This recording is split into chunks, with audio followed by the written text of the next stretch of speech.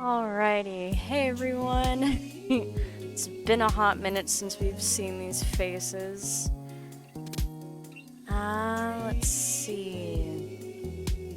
Yeah, so I think the last time we left off on this story was I think we're about to go on our first date with Craig as Keanu Reeves. So let's see how that's gonna go. Let's see.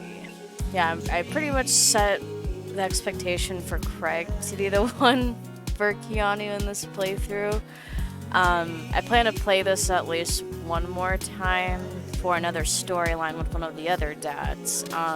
Haven't decided yet if I want to do that again with Keanu or maybe make another dad. But we'll get to that when we get to it, so... Let's see. Who we've got so far? Hi, Caitlin.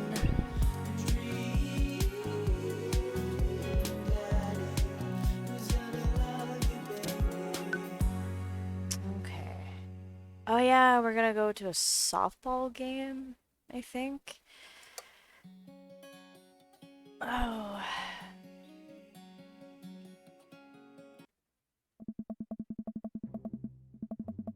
Alrighty. Okay. Amanda and I make the short drive out to the local softball field. For a kids' softball game, it's pretty packed. We clamber up the bleachers and take our seats on the top row. I don't see Craig anywhere. Ugh. So, when did the kids start crying and running off the field? You know that your relationship with softball is different from everyone else's relationship with softball, right?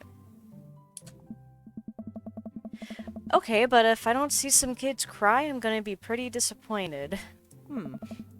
For nostalgia purposes, of course.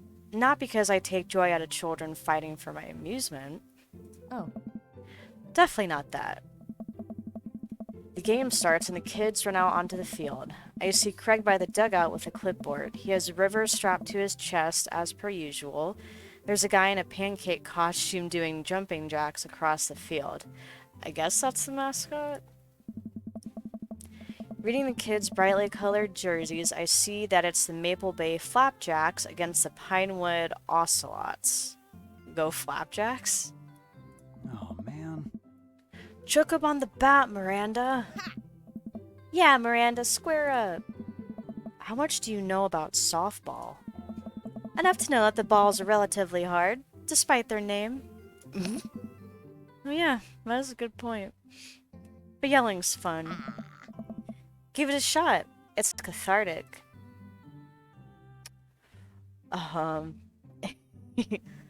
What are you willing to sacrifice to win? Leave it all on the field, Miranda. If you want this, you're gonna have to bleed for it.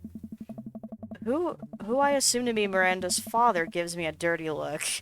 I shoot it back at him. That attitude isn't gonna bring Miranda to D1. Dad, please don't forget any other dads while we're out here. We watch a couple innings of softball. They aren't ready for the major leagues yet, but Craig's trained his team pretty well. It seems like he's really good with kids. Oh, that's what's important. Keg stand Craig is good with children. Whoa. It's amazing how hard they're hitting the ball and how no one has run off the field crying yet.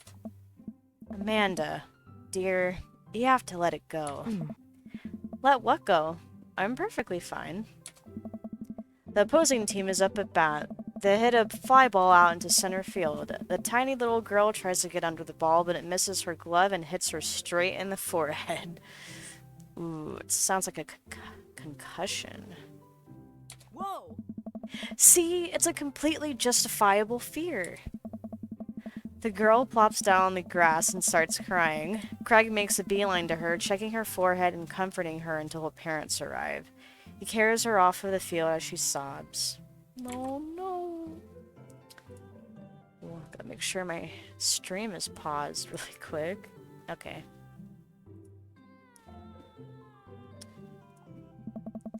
Man, it's strange to think about how this was the guy who once backflipped off of a roof and into a pool while shotgunning a beer. He's so responsible now. The game resumes after the girl calms down a bit and we watch a couple more innings. Craig's team is crushing the other team in the 9th inning. The Ocelots seem to have given up by this point. I see one outfielder eating fistfuls of grass. A batter on the other team knocks a foul ball into the stands. I follow the trajectory and... Oh no, it's coming right for me! Oh no, oh no, no, no, no, no! I close my eyes and brace for impact. Oh, dang. Did I get knocked out? I open my eyes and look over to see Amanda holding the softball, staring at it in amazement. Dang, she caught that? Whoa! I caught the ball. You saved me. Yeah. I caught the ball, Dad! I caught the ball! You did it, Amanda. I faced my fears. I defeated the softball. I can do anything. Amanda and I share a big hug. It's a tender moment that I don't think anyone else watching really understood. I'm proud of you, kiddo. The game ends and Craig's team are declared the victors. We sit patiently as the girls line up to shake hands. Great job, everyone. We walk over to the dugout to congratulate Craig, who's talking with some of the parents. Craig, great work, man. Thanks. We've been working hard all season, and it's great to see it paying off. I'm so proud of all my girls. Speaking of which, have you met Briar and Hazel? Oh, these are such cute names. Oh, they're so cute. Hey, killer playing out there. Yeah, you guys rule. Thank you, thank you. You guys are twins, huh? So which one of you is the evil one? Hazel. Meh. Yeah, it's me. Huh. Good looking out. Eh? Do you guys ever pretend to be each other? I don't have a twin, but I think I did. If I did, I'd be doing that constantly. Yeah, I take all of her math tests. And I usually throw rocks at stuff, and when people get mad, I tell them I'm Briar. What? We will talk about this later. Keanu, bro, I just got a couple more things to clean up, then we can hang. Sounds good. Just then, one of the moms jumps into the conversation. Not so fast. We have to celebrate our win, Craig. I'm taking the whole team to get pizza. Oh, man. Oh, I don't know if I can. Nonsense. The girls won. What sort of celebration could we have without our fearless leader? She lays her hand on his shoulder and gives him goo-goo eyes. Man, this mom is laying it on thick. Amanda and I share a look. Alright, alright. Is it cool if my bro comes along? The mom looks slightly put out, but covers it up with a smile. Ooh, someone's jealous. Of course. Where are we going? Thirsty's Pizza? What? Huh. What? It's a real place. Dang. She called her out. And then the stream of girls clad in softball gear pile out of a minivan and into a local pizza buffet, which is actually called Thirsty's Pizza. Amanda and I trail behind them with Craig. Reminds me of all the awful pizza we put into our bodies back in the day. Oh, Corey Bub 17, thanks for the follow. Hope you enjoy your time here. Right now, we're playing Dream Daddy, and Keanu Reeves is our dad that we're playing as, and then I'm gonna try to see if Craig will be the one for him. Oh. Remember how we used to just fold whole pies in half and then put taco fillings inside? I don't know about that. That sounds like too many flavor profiles for me. Ah, Pizzacos. I could never forget. How did we survive college? Oh. Our bodies were younger back then. More elastic. More able to handle the toxic waste we put inside of us. Good old days. The kids run around playing arcade games and eating greasy food. Amanda and I jump on a couple slices of mediocre pizza. Oh, see, I'm playing Dream Zone Dating Simulator and Interactive Stories. Oh, awesome. Like what kind of story is it? Well, I guess without giving any spoilers, because I don't know, maybe I might play it if it sounds interesting.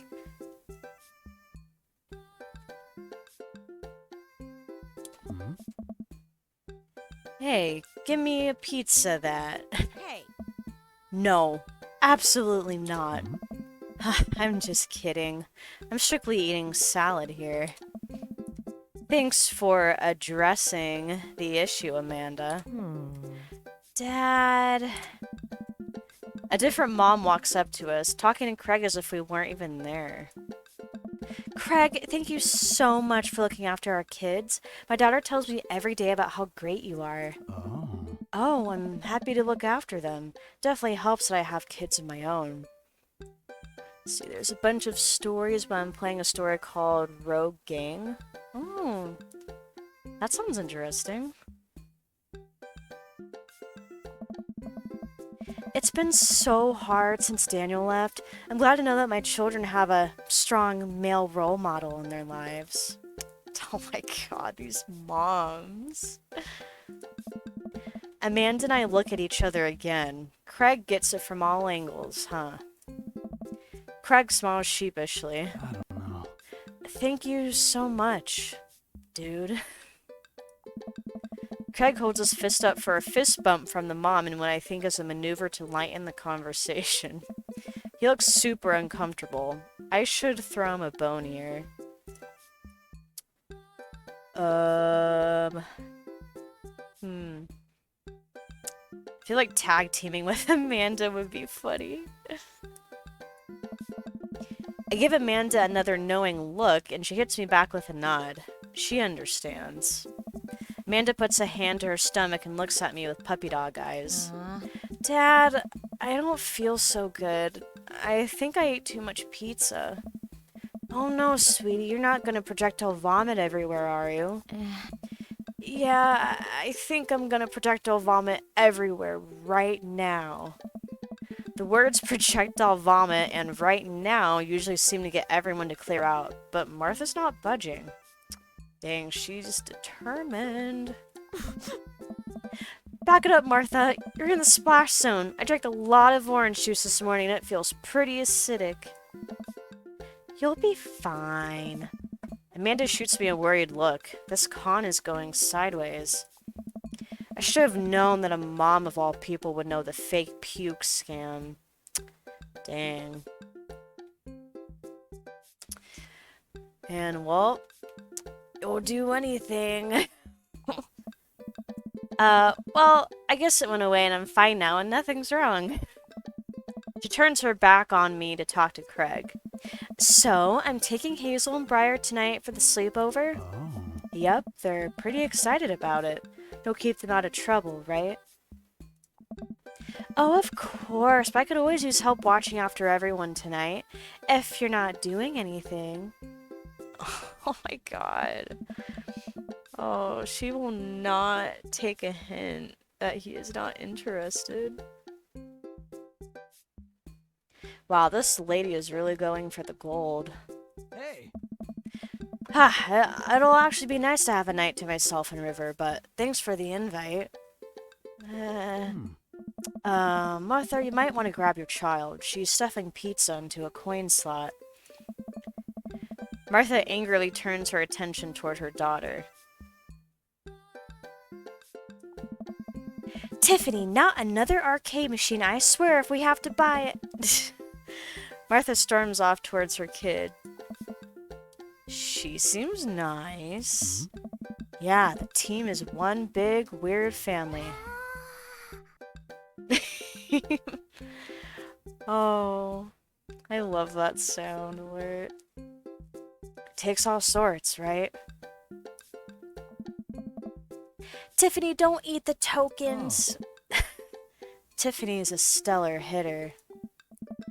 Phew, I finally think I have time to talk to Craig now. Man, you're a busy guy, huh? Hmm. Only on days like today, I hope. Dad! Huh? Hey, girls.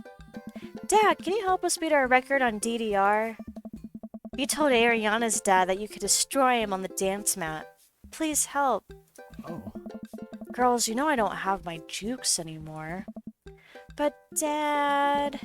Craig looks at me like a hurt puppy. Oh. Sorry, dudes. Duty calls. I promise we'll catch up in a bit. It's all good, buddy. Craig runs off with his daughters and I'm left alone with mine. Oh, he's such a good dad, though.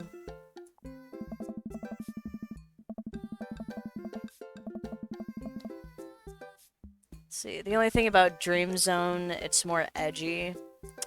Yeah, I figured it would give a different vibe compared to this one.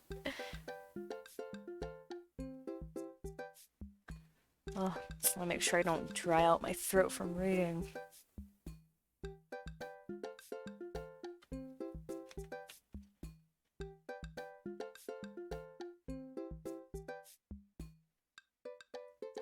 Man, I was really hoping to hang out with Craig more today, but it seems like he's getting dragged in every direction. It definitely wasn't like this in college. I feel like we might be a third wheel here. Huh. There's worse places in an arcade to be left to your own devices. You're right. Want to drop some coin on pinball? You know it. Amanda and I pull up to a machine that's feeling pretty hot and get to work. I'm a little rusty, but the pinball wizard within me will never die. I pull out a decent score and then challenge Amanda to top mine.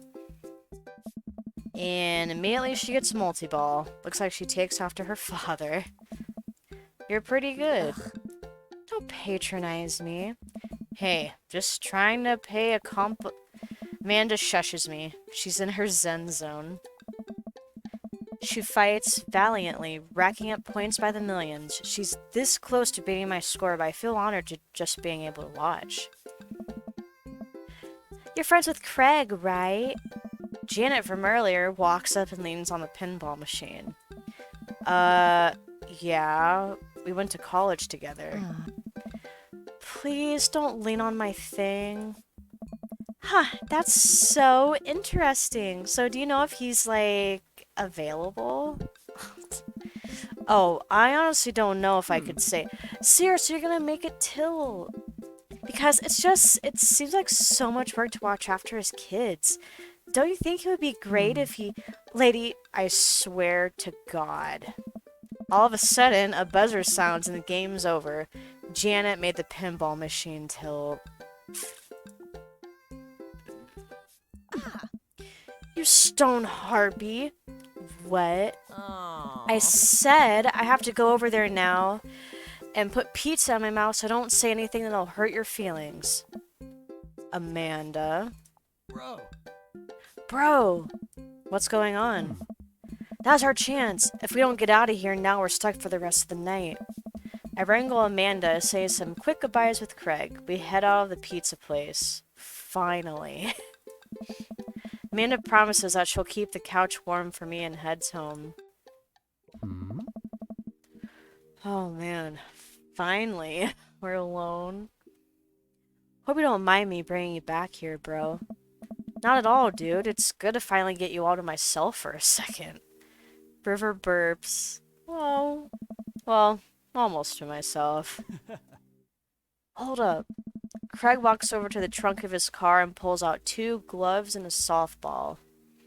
Oh gosh, we gonna play catch while he still has River? Oh. Oh. Up for some catch? This might be less catch and more you throwing the ball and me running after it. But sure. We stand in the middle of the empty baseball diamond and start tossing the ball back and forth. Hmm. I have a cooler in my car that we could grab, but there's only juice boxes in there. That's fine with me. I like juice boxes. Man, fatherhood is strange. What? What kind of emo is that, Jacob? Hmm.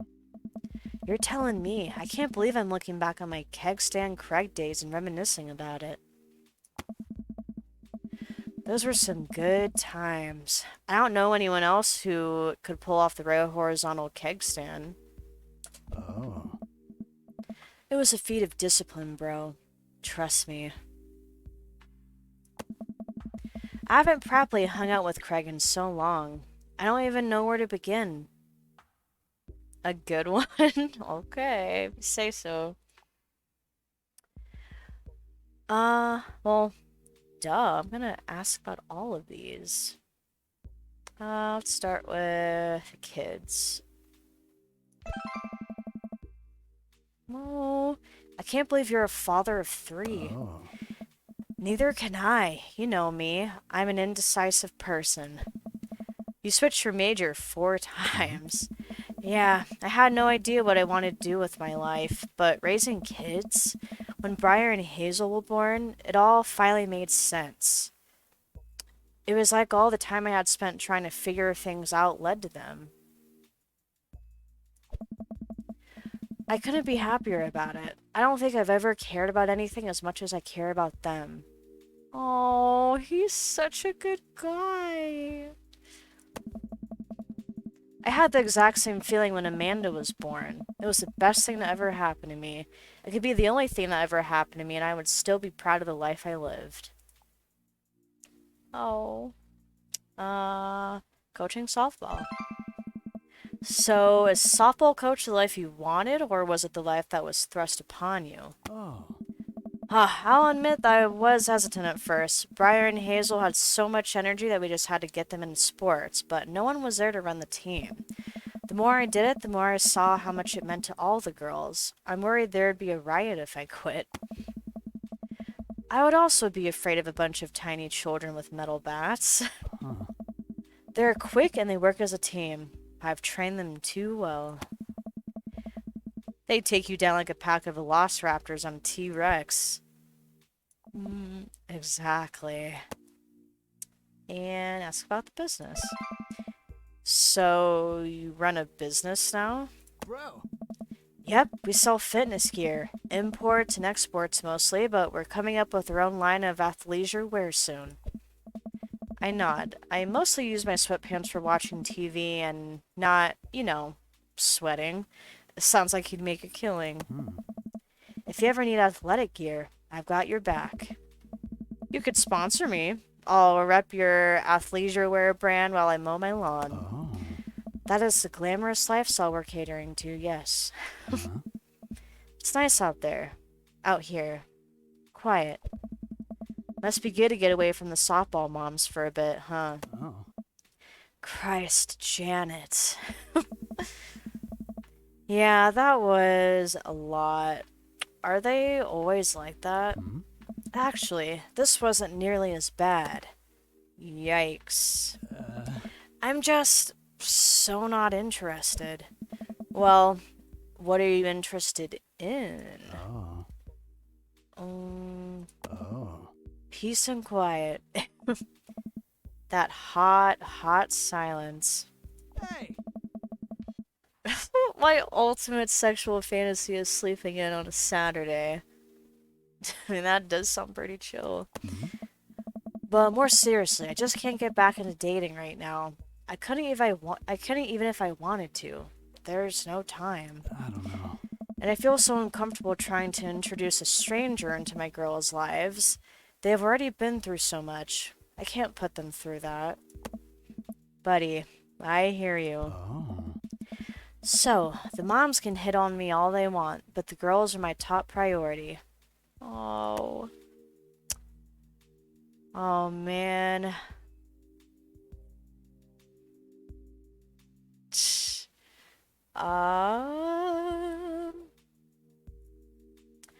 Yeah, I mean, the right person comes along, maybe.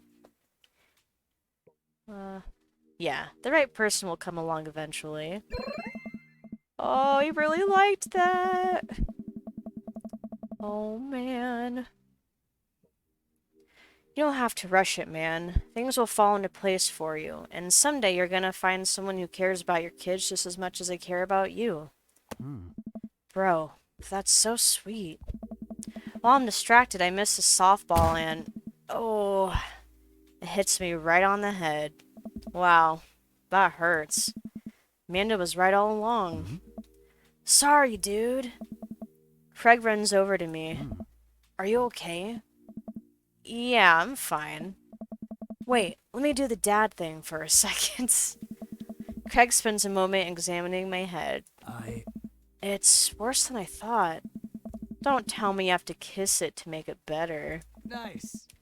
You would be so lucky. I was gonna say that. I mean, yeah, it would be nice. I feel like I've earned it at this point, waiting all day to hang out with you. Oh. Well.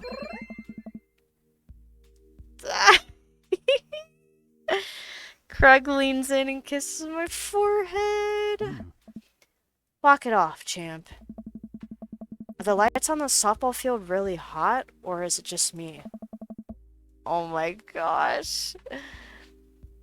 I get up and dust myself off. River yawns. Hmm. Hey, little buddy. You must be getting tired, huh? Hmm. I hate to say it, but I should probably head out. Sorry things are so... You get older and life just kind of gets in the way, huh? We start walking back to the parking lot. Hey, remember that one house party you went to that got broken up by a helicopter? What the heck? Bro. How could I forget? You and me hopped over a concrete wall to get away. Oh my god, that's so sketchy. But the other side of the fence was a parking lot where a bunch of cops were parked. Oh. Oh man, yeah. Could you imagine the look on our faces? We just walked straight past them, like we were out for a stroll. And, not knowing that we were at the party, they started joking with us about how big of a bust it was. We had to talk with them for 30 minutes. You told them you were interested in joining the academy. Hey. And then they started giving me pointers for the exam. Longest 30 minutes of my life. Man, college. Hmm. Good old days, right? We get back to our cars. Craig pulls me into a hug. Or at least as much as we can manage with a baby between us. Oh. Hmm. Never enough time, huh? Guess not. Oh. Let me make it up to you. Let's hang soon, yeah? I'd like that. Oh, that sounds like it went well. Oh my goodness.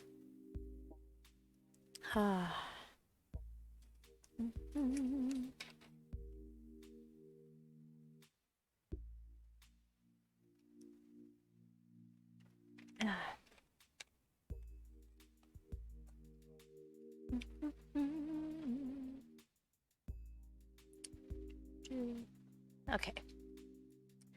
I yawn as I walk through the door, spotting Amanda hunched over her collage, glue stick in hand. Burning the midnight art oil. Figured I might do something productive between episodes of Shark Hunter lip sync battles. Do the sharks lip sync, or do the shark hunters lip sync? Yes. I look over her shoulder at the collage. Amanda, this is some good art. Look at this good art you made. Thanks. I'm just about done. Like before, it's still a lot of dogs. In one corner is a giant pile of cash. In the other, it's... Amanda, is that me? Yep, the whole thing is about my goals for the future, and those are basically just to sit on a giant pile of money with my 20 dogs, and also have a strong and mutually supportive relationship with my father into adulthood. Aww. Oh, now you've done it. Get ready to watch your dad cry. Here it comes. It's happening. Aw, Dad. You did this with your good art. She pats me on the back. Hey, how was your hang with Craig? I wipe a tear from my eye. It was good. That Craig guy sure is busy. Yeah, dude, the softball life isn't for quitters. Also, I'm very proud of you for facing your fears today. How does it feel? I'm on top of the world, Pops. I should start facing my fears more often. Oh, yeah? How about tomorrow we hit some empty parking lots and practice, dare I say, parallel parking? Oh, God. Baby steps, Dad. I'll work my way up to it. Alright, I'm gonna hit the hay. Take care of late night television for me, alright? I'll let them know you said hey. Oh. Yay, date complete.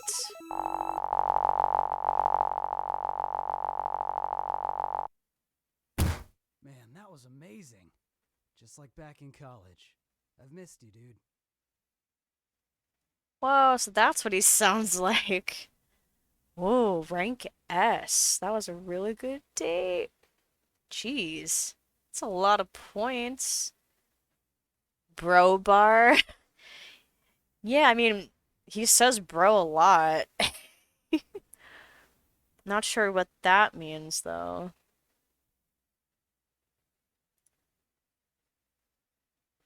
Oh, achievement progress. Keg stand champion, 1 out of 3.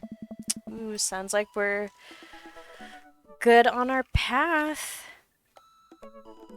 Let's see, what time is it? Oh, okay.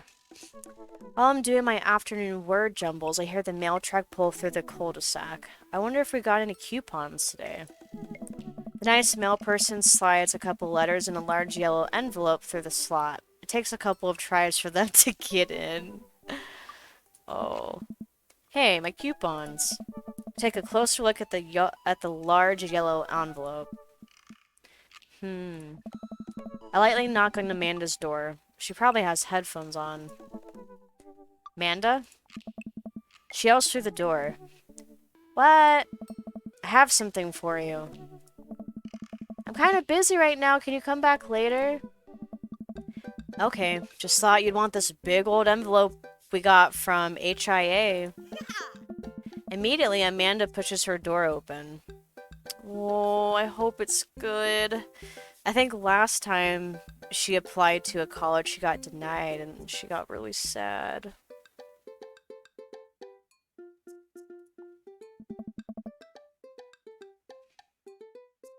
Horn Institute for the Arts? I mean, if you're busy, I can come back. Father, please. I hand her the envelope, which she tears open with her teeth. Dang, be careful, you might tear the actual letter. That's probably bad for your teeth. She doesn't seem to hear me and spits out a piece of envelope. She pulls out a letter and unfolds it. And... suspense is killing me. This is her dream school. Amanda's face is unreadable. I can't believe this. Oh, honey. It's okay if you didn't. I got in! Oh! I got in! Oh, yay. Amanda tosses the letter aside and gives me a big hug. Congrats, sweetie. That's amazing. I'm so proud of you. She pulls away and looks at the letter again. Oh my god. That's my girl. Gosh, your timing is always so good with that. Oh. Oh my god, I really can't believe I got in. Well, of course you got in. You're a great student, you nailed that interview, and your photography is incredible. Wait, Dad, I know this one's really expensive and it's so far away. I think for a moment. HIA was one of the more expensive schools that Amanda applied to, but I know she's had her heart set on it for the longest time. Ayy. It'll be tough, but we're gonna make it work. Really? Of course. Amanda hugs me again. Oh, I love their relationship. Alright. Thanks, Dad. Okay, sweetie, we're celebrating tonight. Dinner, your choice, wherever you want. Wherever? Amanda and I walk along the bayside, tearing into a foil-wrapped... our foil-wrapped burritos from a nearby food truck. You could have chosen anywhere in Maple Bay. Cost wasn't a determining factor. Please, Dad, you know I'm a simple gal. Just give me a burrito with a view. Can't say I'm mad. Amanda and I sit on a patch of grass and watch ships sail lazily through the bay. Alright. And the dorms are right near a bunch of cafes, and there are all these galleries nearby, and there's a discount if you bring your student ID, and... Amanda, slow down. You're gonna choke on your burrito. I know, I'm just excited. Did I mention that students get their own studio space once they're seniors? And we get all the professional photo editing software for free? It's nice to see Amanda so enthusiastic about HIA, but I wish she wouldn't do it between bites of her burrito. I thought I taught her to chew with her mouth closed. I wonder who my roommate's gonna be. You take a survey online and they match you with someone with similar major and interests. I thought we're gonna be best friends. Craig and I were. A good roommate can be a lifelong friend. But don't even get me started on bad roommates. Oh yeah. Oh no. I'm just kidding. We didn't have a bad roommate. Our only other roommate was a puppy that Craig brought home one night. We spent a semester fabricating a story about our new foreign exchange student who had a really bad cough that sounded exactly like a dog's bark. Wow, how'd they get away with that? Carl.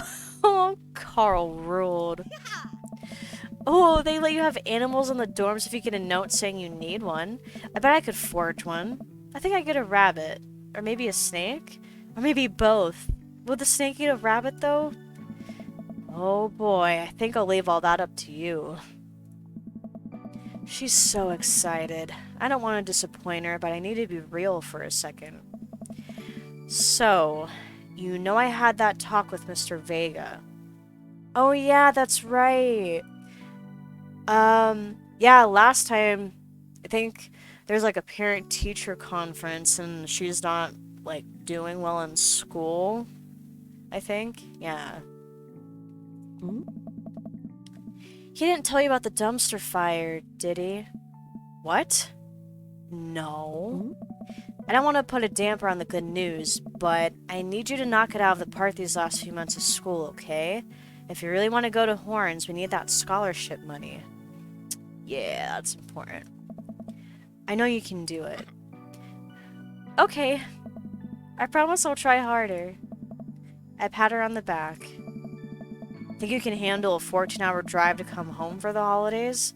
There's gonna be some treacherous ice roads to cross. And don't even get me started on the paranormal occurrences. Well, it'll be worth it if I get to see you. Oh. My eyes immediately well up with tears. Oh, Dad, don't cry. Sorry, I'm just very, very proud of you. We're all grown up now and you're such a good person. I hope you know how important you are to me. Dad, stop. You're gonna make me cry too. It's too late, honey. It's happening. Dad, I can't get tears in my burrito. It's gonna make it taste sad. Oh, I pull Amanda in for a hug and kiss her on the forehead. Love you, kiddo. Love you too, Pops. Oh, this game is so wholesome. You've got dads. Oh snap, I got messages. Um. Oh yeah, Amanda, is that you? What are you doing on Dad Book? Why, Keanu, I never. We've known each other since business school. How could you possibly confuse me for your amazing and talented and easy to buy things for daughter? Though I am, of course, flattered. You should buy Amanda more things. Amanda, you know I didn't go to business school. I barely even managed to get my degree. Wait. No. Wow. I didn't say that. You never heard that. This is gold. I was a great student, I swear. I graduated at the top of my class because I worked hard and ate all my vegetables. Totally holding on to this for later. Wait, do you even remember what I majored in? I declined to comment. Cool. Oh my gosh. Gotta hydrate.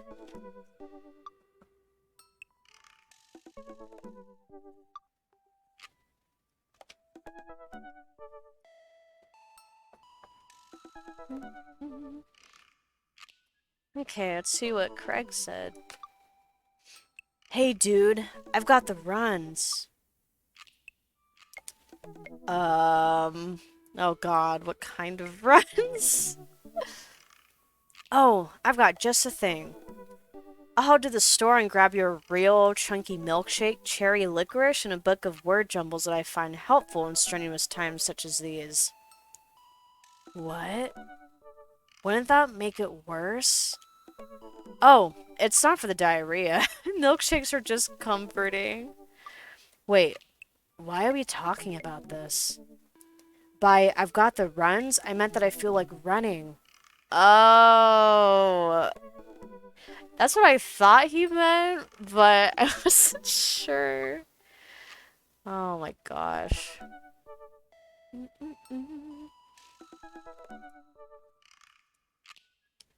Wanna come with me to the gym? Why do I feel less excited about that than getting you home remedies for diarrhea? Come on, man, it'll be fun. You know what? Sure. When are we doing this? There's 30 more minutes left in this meat hell marathon. I'm outside right now. I'm warming up. Okay. At least let me see if Betty gets away from the wolves in time to get her suppressed wrapped cheesecake out of the oven. Go running. Woo! Hey!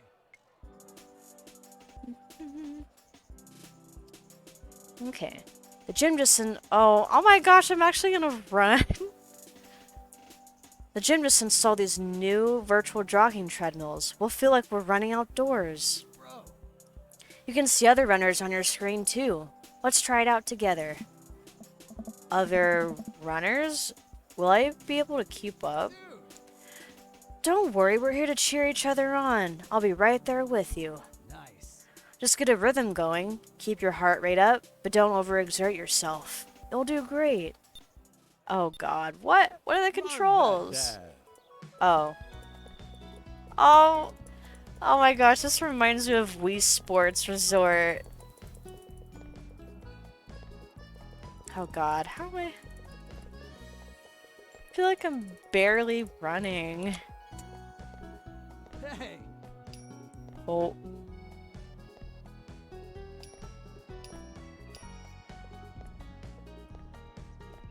Oh my gosh. I hope this is good. We're not last.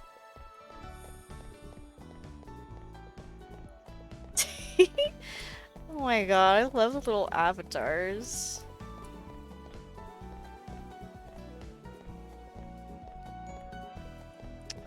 Oh. Okay, I seem to be doing well so far. Oh. Oh my gosh.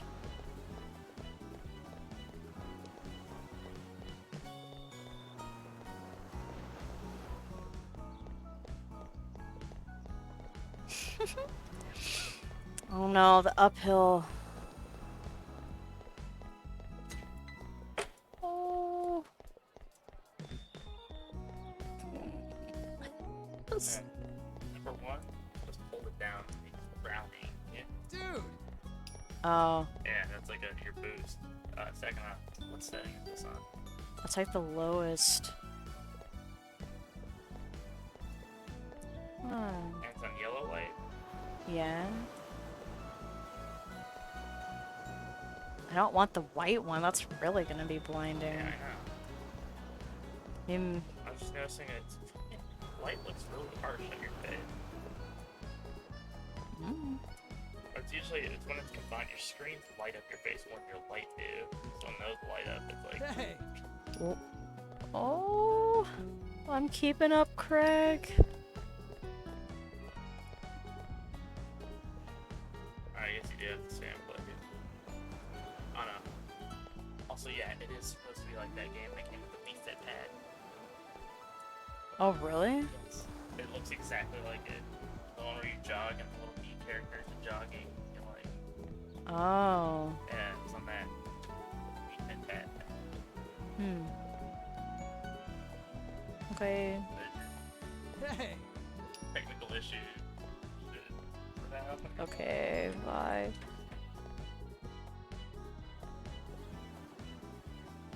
I'm coming, Craig. Gosh. Going so slow now.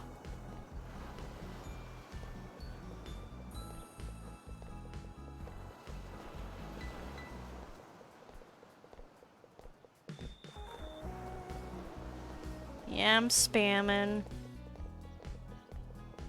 Bro! Oh. Woo. Oh god, uphill. Oh, I would have died on that.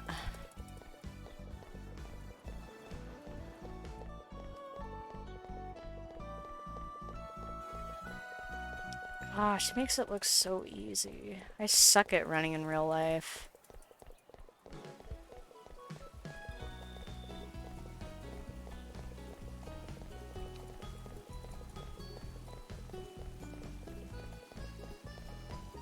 Dude! Oh. Woo. Oh.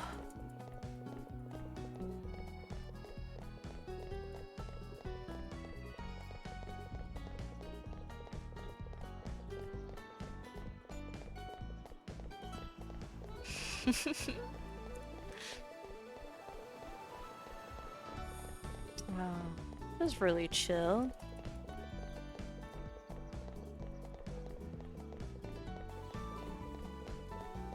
Dude!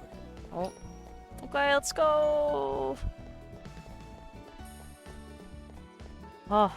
Dang, I got ahead of him for a little bit there. Oh. I was about to say, when is this gonna end? Oh. Woo, we weren't last.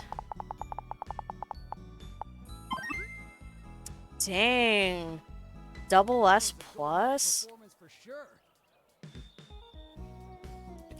Way to go. Welcome. You've got dads. Wow. Okay. Oh.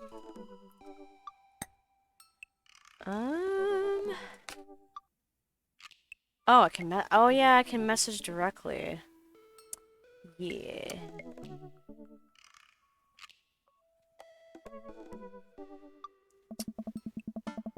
I really want to grab some good wait. Oh, I really want to get some good quality time in with Craig. The last time we hung out, he was so busy with kids and fending off flirty moms that I feel like we barely talked. Ever since the first time we hung out, I've been trying to get up a little early for runs. I don't think I'm going to be as embarrassing as last time. Maybe I'll even be able to catch up with him now. I type out a message to him on Dadbook.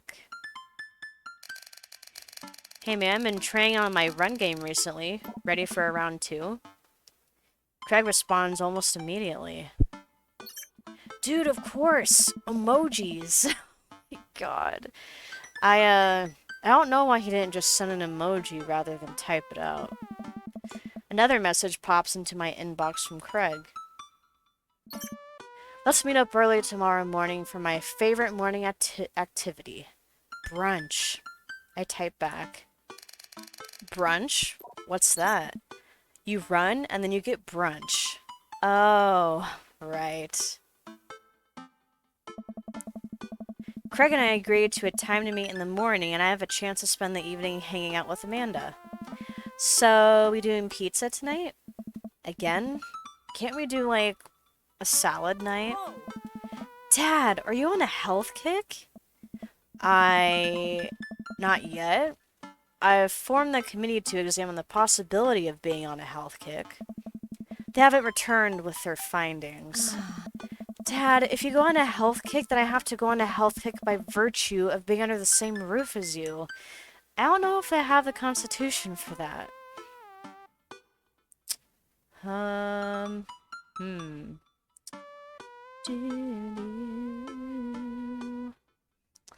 Man.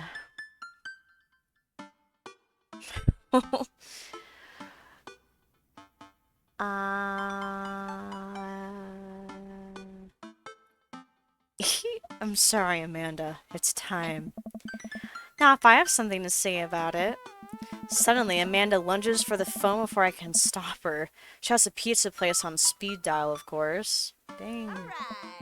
Hi, yes, can I get an extra large pizza with chicken, bacon, extra cheese, and tomatoes? And a couple of the garlic sauce cups.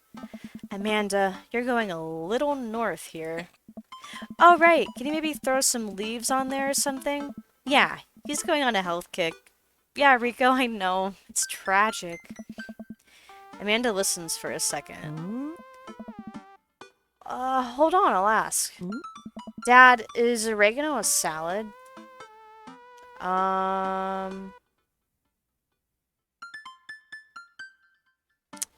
don't think so.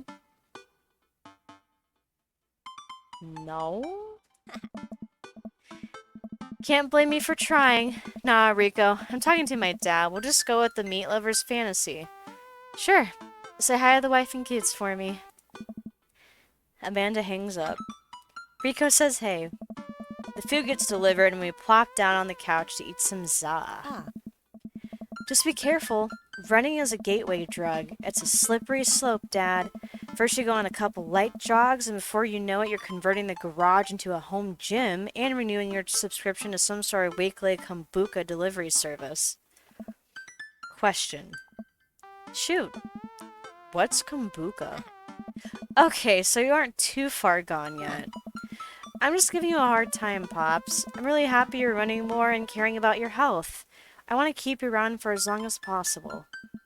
Thanks, kiddo. Speaking of which, I'm running with Craig tomorrow. You gonna be able to keep up with him? Hey.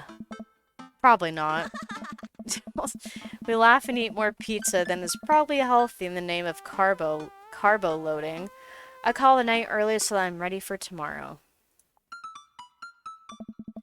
When I first started running in the mornings, it was pretty hellish. Now that I'm a few sessions in, it admittedly has become a little bit easier, despite it always ending in me dry heaving over a trash can.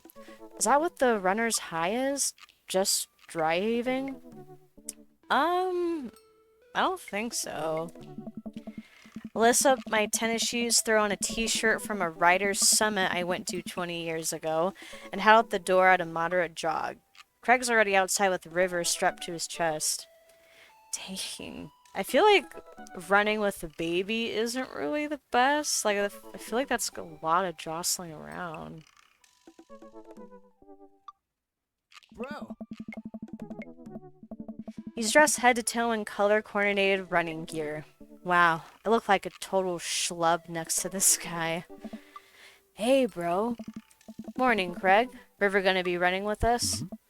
Best as she can. We're taking it to the limit, aren't we, kiddo? Goo. Oh. Oh, I know what that means. Craig hands her a stuffed toy, which makes her smile ear to ear. Aw. That's Arnold the capybara. Sometimes it's the only thing that'll get her to stop crying. Oh, I've been there. Amanda had a stuffed panda that she carried around everywhere. She would have a tantrum if we even tried to wash it. It was gross. So, you've been running lately? Every morning for 30 minutes. I'm basically an elite athlete by this point. Ha, I'll try and keep up. So, where are we headed? Oh. I was thinking that we could do a couple laps around the park. Okay, that sounds reasonable. Oh. Then we'll do some hill climbs up a slope. Okay, I can probably handle that. Oh.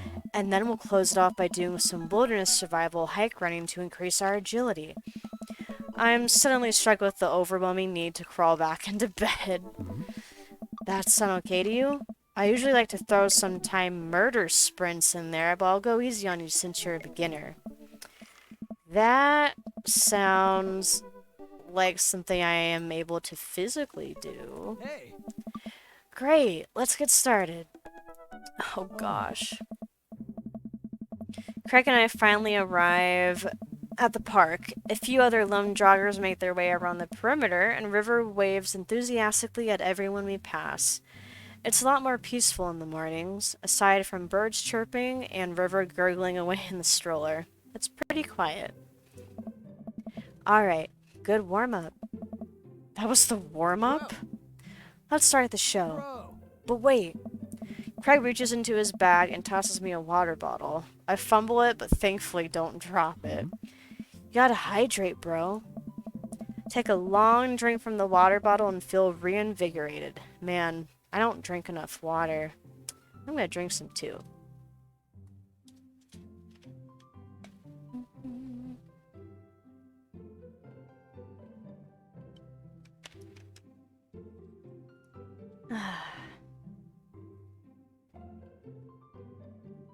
Okay. Hey. I look down and pick up Arnold, River's toy, and hand it back to her. Must have dropped this. Oh. Thanks for looking out, bro. Hey! You ready? Yeah. If I finish our, however, many 10th lap around the park. I'm breathing heavily, but I can't believe I actually didn't lose Craig.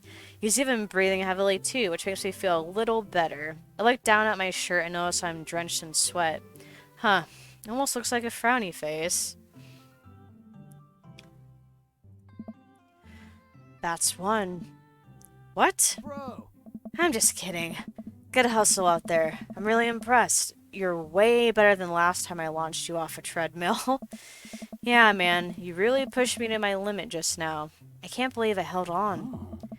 Sometimes you just need someone there with you to push you to do your absolute best. I'm glad I could be that guy, bro. Who's ready for hill climbs? Bland. Oh. There's my little cheerleader. Keanu, you ready?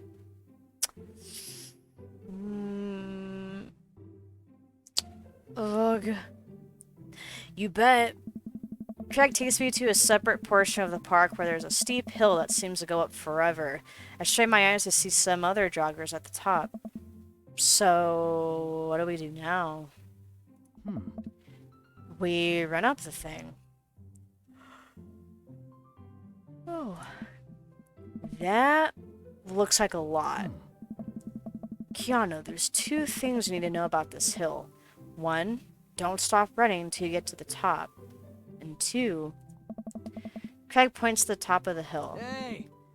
That's not the top. Oh gosh.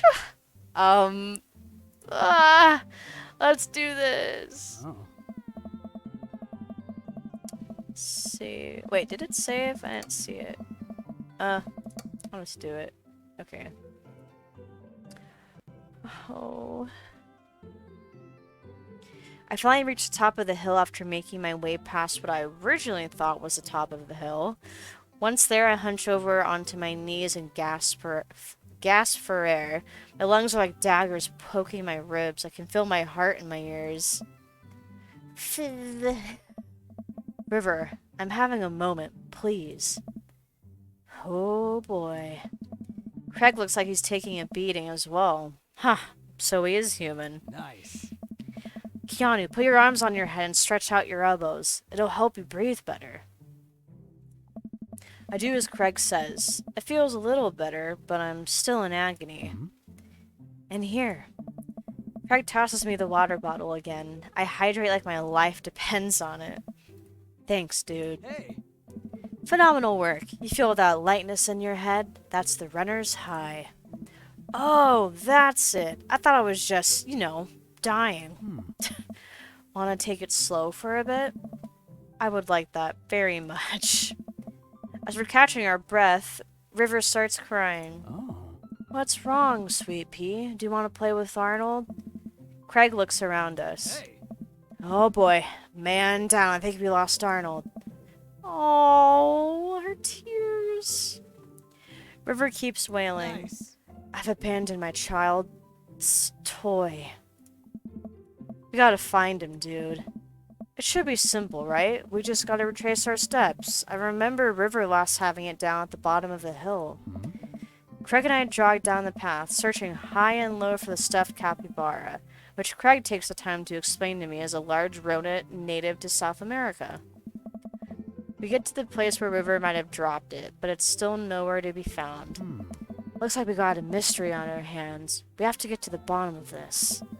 I suspect foul play. Looks like this is a prime case for world-renowned Detective Reeves. Oh. Dude, it's time for a bro adventure. A bro venture? Oh my god. We high-five and decide to jog back to the park to see if we can find any leads. So, it looks like there's a couple more places to check and some bros around here that we could interrogate. Sounds good. Hey. Wait, who's good cop and who's bad cop? I think about it for a second. Well, I think that with your stature and overall resilience, you would make an intimidating bad cop.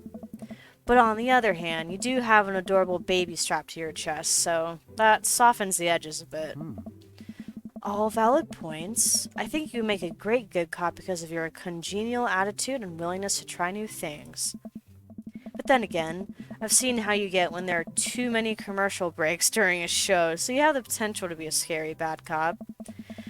I don't want to have to watch Meat Hell in 3-minute segments with 5 minutes of commercials in between. And they're loud. The commercials are too loud. I just want to watch my shows in peace without people yelling at me to buy wiper fluid and stuff. Bro. Case in point. Let's play it moment by moment. Oh. Smart. So, where to, Brotective? Okay.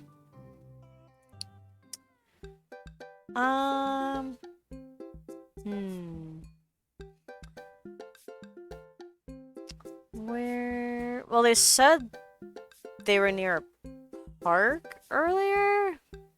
So, parks usually have playgrounds.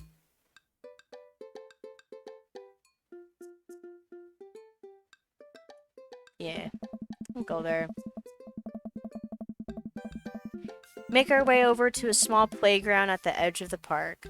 A couple of kids play on the jungle gym while parents watch in the nearby benches. Over on one of the benches, I spot a familiar face. Oh god, is it gonna be Brian?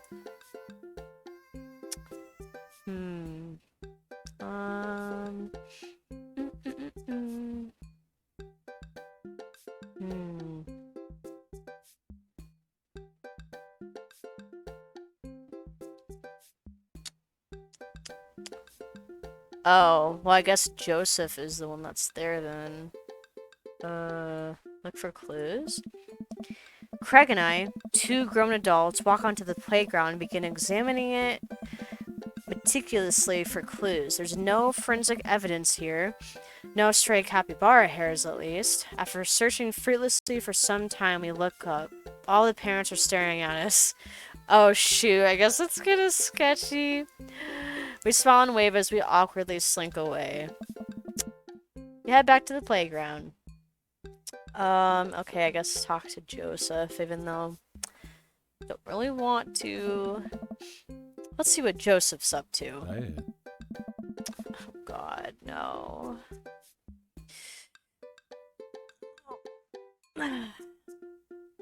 Oh, my back. Okay. Jog over to Joseph, who seems to be engrossed in his book. Mm-hmm. Joseph. Joseph nearly drops his book. Jeez. Hey guys, didn't think I'd see you two out here. Keanu, are you? Exercising? Sure am. You know me. I just love to run and be healthy. That's kind of my whole thing. What are you reading? Oh, just a book on knots and rope tying.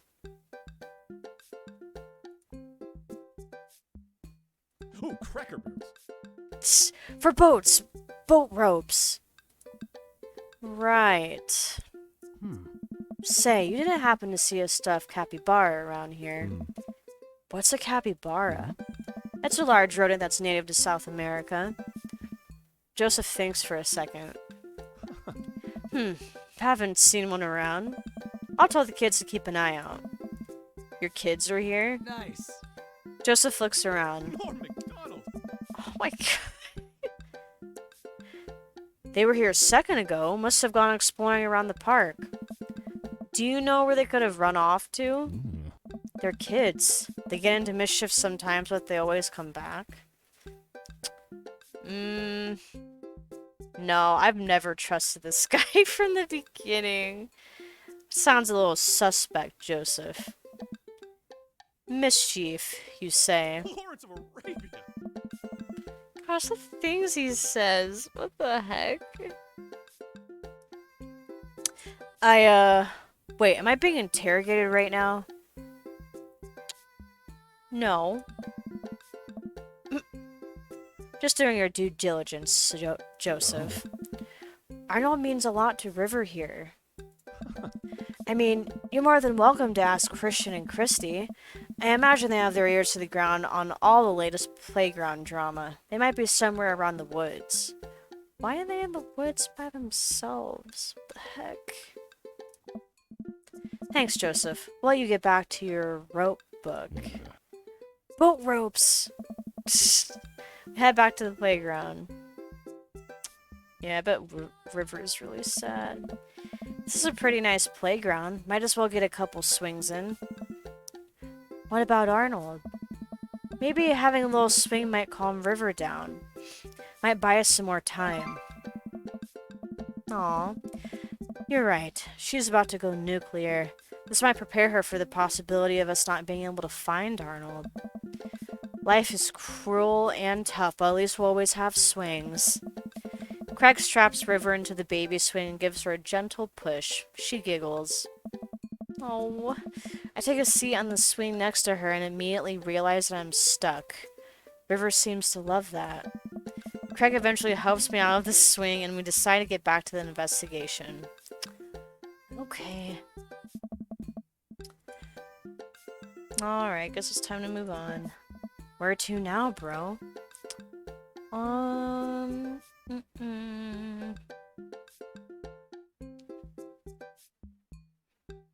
Let's go to the field. We wander out to a grassy field at the center of the park. There isn't a whole lot to see, but there are a few figures camped out on a blanket. The grass could hold any number of secrets. Interrogate River? What? Look for clues. We carefully comb through the field of grass and flowers. I can't seem to find much besides a couple of ladybugs and a nickel. While I'm looking, Craig calls out to me from across the field. Keanu! Oh, man. I jog over. Craig is kneeling in the grass inspecting something. I approach, my heart in my throat. As I lean over Craig, I see it. This is Arnold's leg. Oh no! Put my hand over River's eyes. No one should have to be subjected to this. Senseless violence. My God, who or what would do this? I don't know, but now I think you might be dealing with something beyond our grasp. I can't look at this anymore. I turn around, trying to wipe the image of the stuffing strewn across the ground from my mind. I don't know. We're running out of time. We may already be too late. Bag and tag it. Let's keep moving. Oh. Interrogate River, I guess. I hope she didn't see that. Wait, let me try this. It's always the culprit you least expect. I get eye to eye with River, who still looks like she's on the verge of tears. Hey, Well, good cop. Hey, sweetie, believe me, nobody wants you to find your capybara more than me. But we need more clues. I think somewhere in that baby brain of yours, you might have something that'll lead us to the perp. So what do you say, kiddo? Meh. I turn to Craig. We're getting nowhere with the witness. Well, they said we're on a time crunch, so maybe just move on. I've Dad Deuce where we should go next. Yeah. Oh. God, if Joseph's kids have something to do with this, go to the woods. Oh. Okay.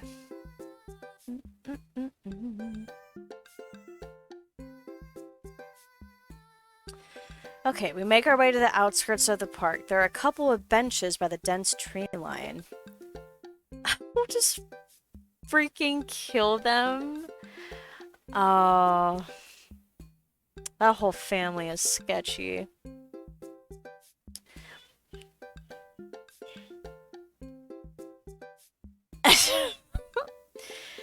Looks like Robert's here all...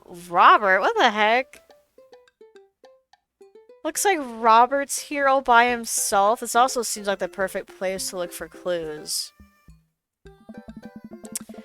Joseph's twins must be around here somewhere. Oh god. Well, first, why is Robert here just all by himself? Maybe Robert saw something.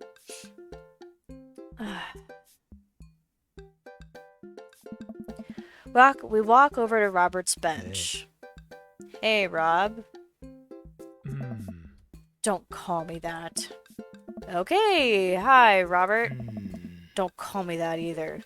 Okay. Hey, buddy. What are you up to? Thinking. This is my thinking bench. I have to get a solid 2 to 3 hours of brooding in per day. Filling quotas. Have you by any chance seen a small stuffed capybara around? A capybara it's a large rodent native to South America. I know. So, have you seen one? A stuffed one. Not a real one. That would be weird.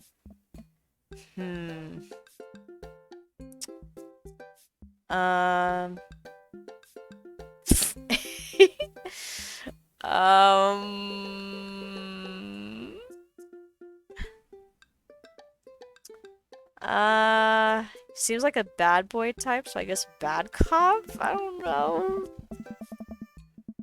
Alright, Robert, we've been nice. Help us out or I'm gonna go off, learn how to fight, and then come back here to kick your ass. Jacob. I'm just imagining hearing you say that. Which you're probably gonna do in a second. You learning how to fight?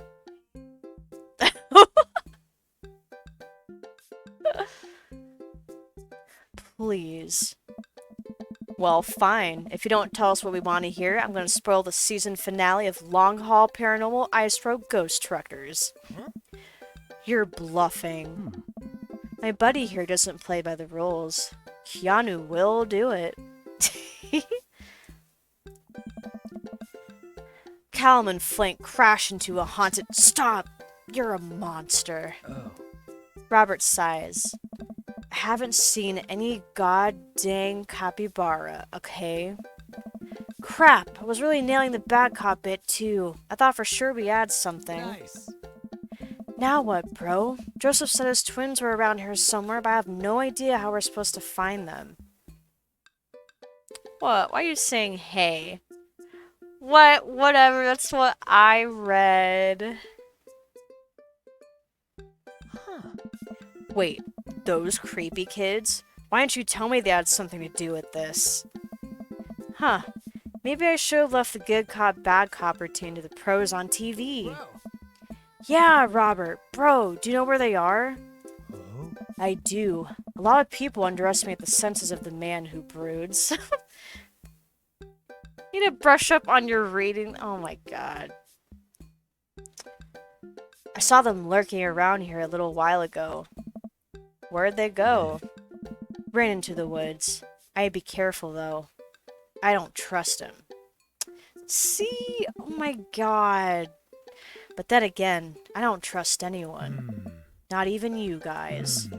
Not even that baby. Brett, I take that back.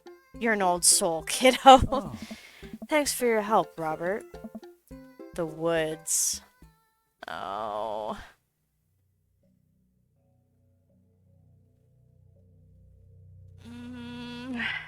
I feel like we have to go deeper, but I'm scared.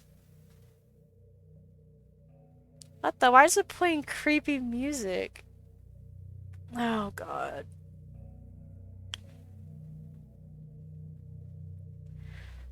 Look for clues. Okay. Nice. Crick and I search around the edge of the woods and find some broken twigs leading us to 2 sets of tiny footprints. Oh my god. Looks like this is the place, partner, bro. The woods. Oh, dang it. Guess we gotta go deeper. I stare into the depths of the forest. Who knows what could be in there? Are you prepared for what we might face in there? No. On second thought, I think they might be able to smell the fear on me. Maybe we should give that a minute to dissipate. Seconded. The wood. Okay, I'm just stalling. Okay, yeah. I'm ready, partner, bro. You? Nope. But if it gets River to stop crying, I don't care. Okay. Let's do this. We start down the path into the woods, keeping our eyes and ears peeled for any sign of Arnold. There are no squirrels or birds anywhere. The silence is unsettling. The sun can barely peek through the canopy. It's colder here. Suddenly, we hear voices. Oh my god, are they gonna be doing some culty stuff in the woods with the stuffed animal? I want to do it. You got to do it last time. Oh my god, they're so creepy. Oh. Oh my gosh. Craig and I come to a clearing where we find Christian and Christy kneeling over something. Stop right there. Hey. And put your tiny hands where we can see them. Christian and Christy just stare at us. You heard the guy. Put your hands up. We're kind of in the middle of something here. Yeah, can you come back later? What are you kids doing? Cutting stuff up. Oh my gosh. My heart's pounding. Is this the end of the line? I step closer. I can't believe what I'm seeing. A pair of safety scissors lies in the dirt, and it's Arnold. What have they done to him? Hey. Arnold! Goob! You heard the baby. Hand over the capybara. No fair. Finders keepers. No, not finders keepers. That's our property, and you've desecrated it. Well, how can you prove it's yours? Craig holds up Arnold's severed leg. I have to look away. Oh. You two got sloppy. You left evidence behind. I think you'll find that this leg fits perfectly onto his body. Christian and Christy look at each other. They don't know what to do. How about a deal? You give us a capybara and we don't tell your dad about this.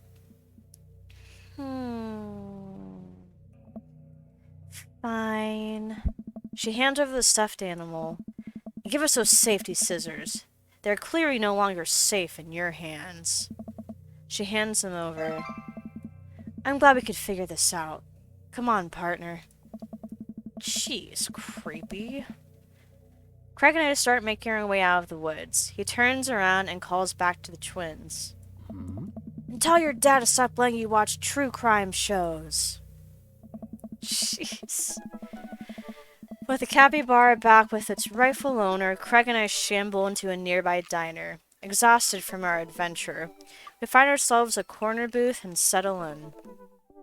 Oh. That was a tough case, but we cracked it. We're different now. Changed. Did we get in too deep? Hey! It's nothing a hearty brunch can't fix. My stomach grumbles. I suddenly realize how big of an appetite I worked up. Brunch! Give me brunch! Oh. I have strong philosophies on brunch. You see, the first thing you do is divide your brunches between bougie brunch, the upper class, mimosas and eggs Benedict brunch, and grimy brunch, the give me coffee and bacon and cheesy hash browns brunch. There's a time and a place for both. I think most of life is about figuring out which one you need more. Hmm? So, what kind of brunch dad are you, Keanu? Grimy? Yeah.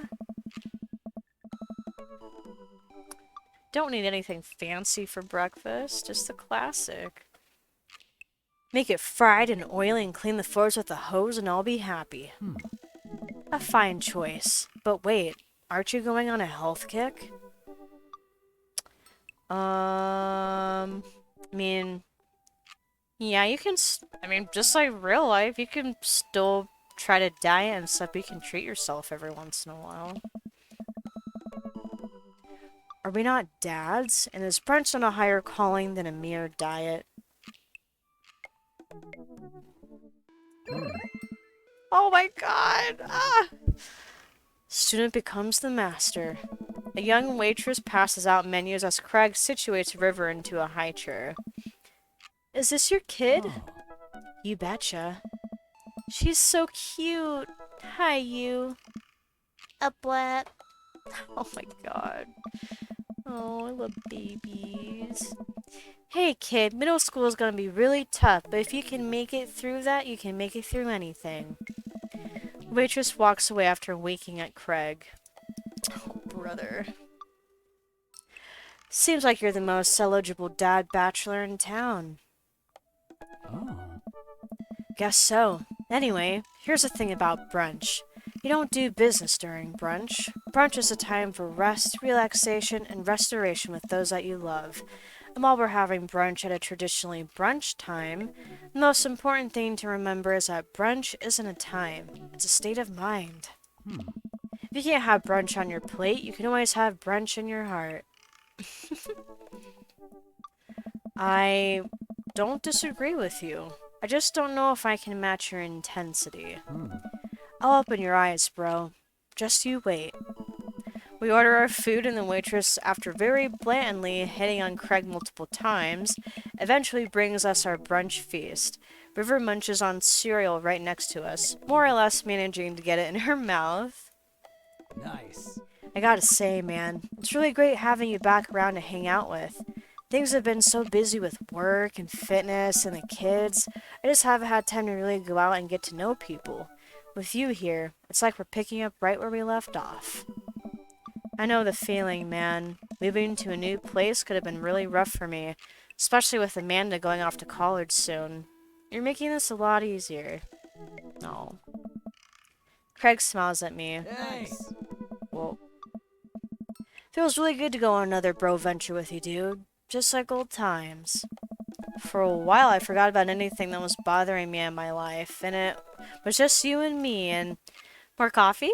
I don't know. Oh, no thank you.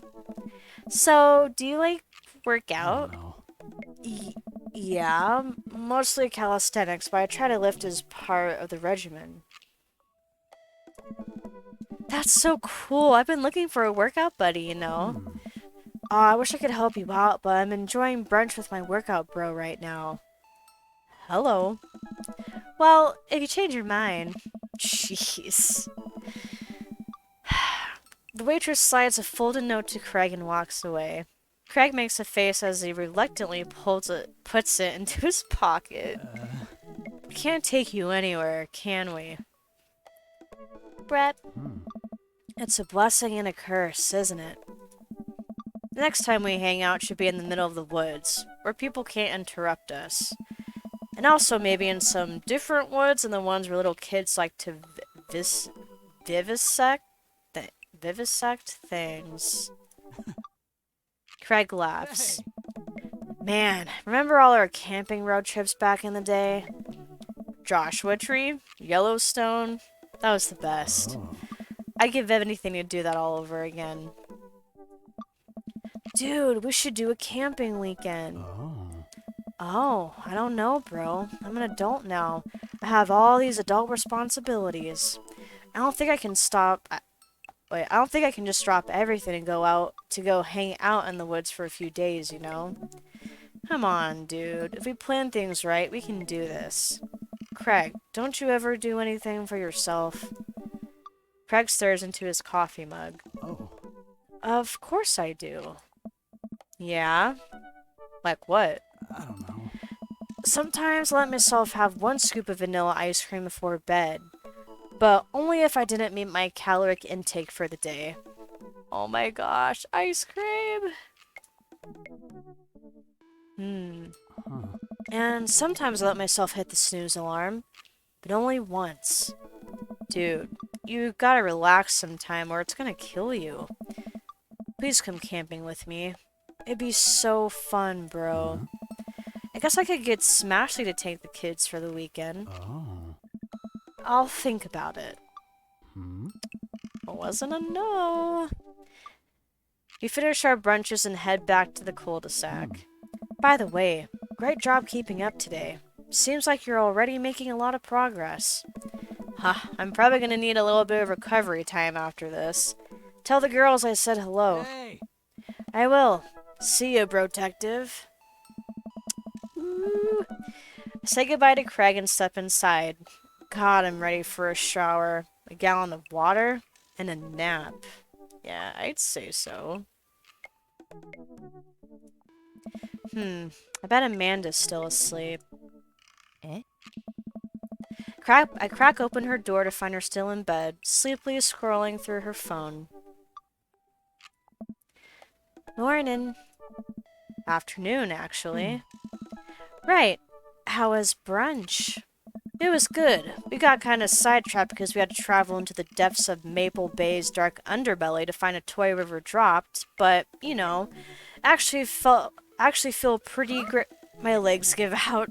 I find myself on the floor of the hallway. I'm just gonna hang out here for a while.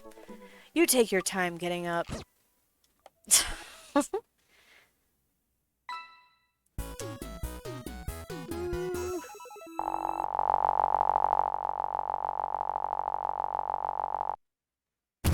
Man, that was amazing. Just like back in college. I've missed you, dude. Aw, yay! Let's see. Oh, somehow... How are recliner, bougie, and murder sprint so high? Oh my god, twins. Taped sports. Okay. Still got S, that's good.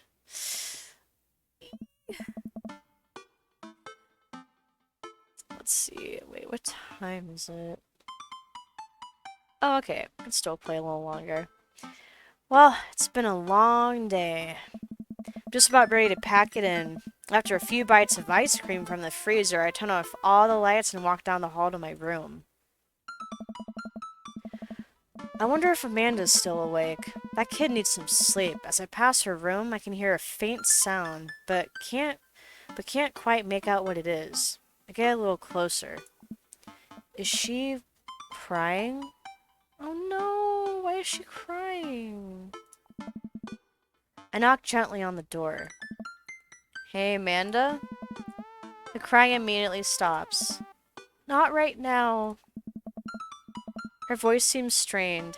She sniffles. I need to make sure she's okay. I open the door. Oh, everything was so good. What happened? In the dark, I can see Amanda's outline in the middle of her bed, knees hugged up against her body. Is everything okay? I don't want to talk about it. Oh. Okay, maybe I'll ask once. I want to at least try to talk. Did something happen? No, nothing happened. Go away. Okay. Oh, I don't want to push too much. Alright, I'll leave you be. Back out of the room and close the door gently behind me.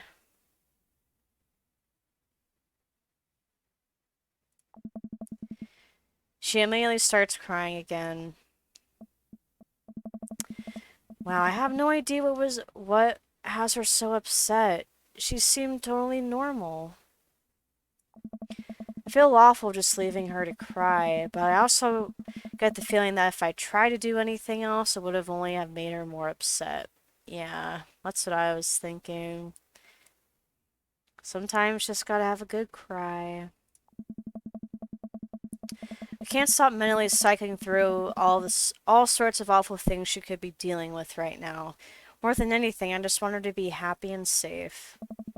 I have a hard time falling asleep, but when I finally do, I'm still thinking about Amanda. After a long night of very little sleep, I roll out of bed and make myself a pot of coffee. Amanda should be up for school soon. Maybe she'll be willing to talk about whatever's bothering her. About 10 minutes before she's supposed to leave, Amanda comes out of her room and makes a beeline for the freezer. Morning, Amanda. Morning. She drops a frozen waffle into the toaster and slams the freezer door. She won't look at me. Yikes. So, anything big going on at school today? No. Okay. Do you need a ride to school? No. Want some coffee? Amanda pulls a toaster lever up and takes her still freezer burned waffle out before it's finished cooking. I have to go. Amanda picks up her bag and storms out. Oh, jeez. Oh, it was loud. Oh, okay. I haven't seen her act like this in a long time. It's usually short-lived, but it always hurts. Hopefully this blows over and things are back to normal soon. I sit back at the kitchen table and look at a picture of Amanda and I hanging on a wall. In it, I'm teaching her to ride a bike. Her face is a mixture of excitement and pure, unadulterated fear. I remember how determined she was. Every time she would fall off and scrape her knees, she would get up and try it again. Finally, I had to stop her because she was bleeding everywhere. Then she started to cry because she didn't think she needed bandages and wanted to keep trying. As I put the bike away, she just stood in the middle of the street and screamed. Then I took her for ice cream and it was like nothing even happened.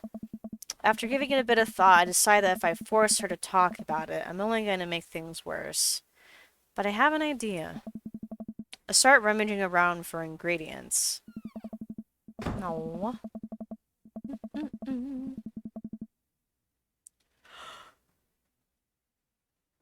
Oh.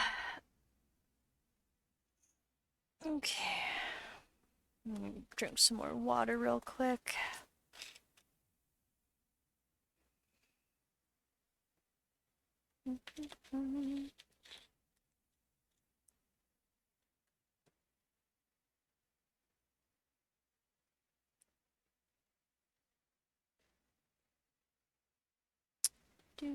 Okay. I hear Amanda walk in the door. Instead of heading for the kitchen like she usually does, she makes a beeline to her room. She's clearly trying to avoid me. Hey, Pumpkin? What? Can you come here for a sec? There's a moment of silence. Yeah. I wanted to say sorry about last night. I'm just worried about you, kiddo. I get scared when I know something's wrong, and I get even more scared when I feel like I can't do anything about it. Dad, I... So just, whatever it is, you don't have to tell me if you don't want to. But whatever it is, just know that you have a dad in your corner who wants you to be happy. Oh. Honey, you know I'm bad with words, so I was hoping I could speak a language we both understand. Oh, I made her a cake. I pull a cake out of the refrigerator and place it on the table. Hopefully the frosting is set by now. Ta-da! Dad. Oh. Sorry you're sad, but I support you 100%. Oh, I even put candles too. Oh, and sprinkles. It took me a really long time because I ran out of red frosting somewhere around sad and had to start over, and this is beautiful. Strawberry. Amanda gives me a big ol' hug. I grab some plates and forks and serve us up some delicious cake. So, it's really stupid. What is? This whole thing. I know I've been really worried lately, and there's just... I don't even know how to explain it. I feel like I might have to make you a chart. I'm listening. Do you want me to take notes? I guess I should start from the top. So, you know how Emma R is going to that fancy art school in California, right? Emma R... Oh, shoot. Oh, yeah, there's an Emma R and an Emma P. Oh, well, if she's upset, I think that's the best friend. Yeah. Alright. Oh, thank God. Oh. Yeah, because, I mean, I would totally feel that. Especially in new school. Like, you want to have some people you know there with you. You got it. Wow, proud of you. Anyways, ever since she got the acceptance letter, I've been feeling like she's drifting away, you know? And she's been spending a lot more time with Grace and Emma P. I just thought it was all in my head for a while, but then I found out from Rosie M.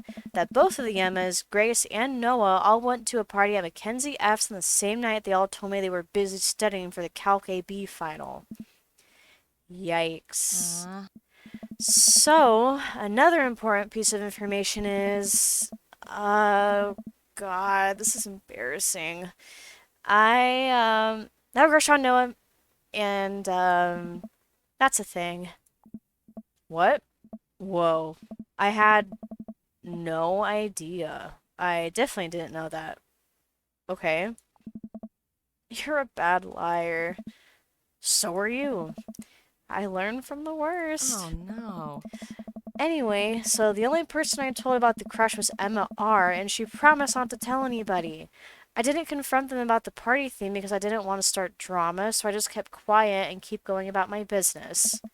Amanda sighs. Oh, and then one day I invite everybody out to get nachos at the mall, and after not texting me back for like 2 hours, even though none of them ever put their phones down for more than 60 seconds, they all say they're busy, like simultaneously.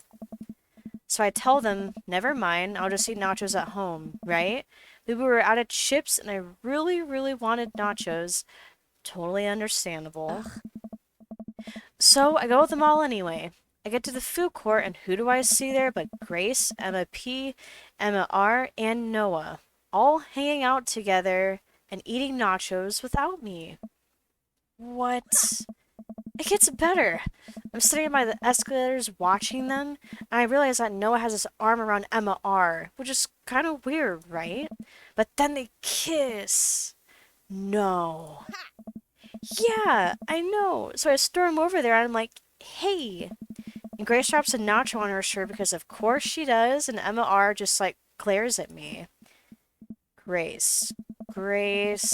Nothing's coming up. I don't know who that is. Grace is the... Oh...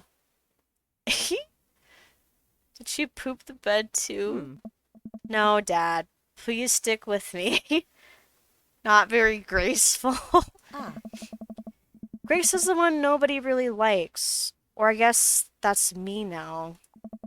But anyway, nobody will say anything, and I'm just like, you guys suck, which I realize is not the most eloquent thing to say, but I was very angry and really embarrassed. I just wanted to get out of there. So I left. Without nachos, might I add, which only further contributed to this shitty day, and immediately drafted a super long text to the group chat asking them why they've been so weird. And I wrote another one to Emma R., asking how long the Noah thing's been going on, and sorry, I know that's a lot. You still following? I'm a little confused, but I think I understand. That's okay. You're trying. So what happens next? Oh, okay. Get a load of this. Emma R says, you know what? Let me just read it to you. Amanda pulls out her phone and reads, word for word, an arduously long string of text messages. Can you believe that? Nope. Cannot believe it. I care so much about Amanda's social life and mental well-being, but man, do I not understand what she's talking about. This is all beyond me, but I'm trying my hardest to be supportive. Oh.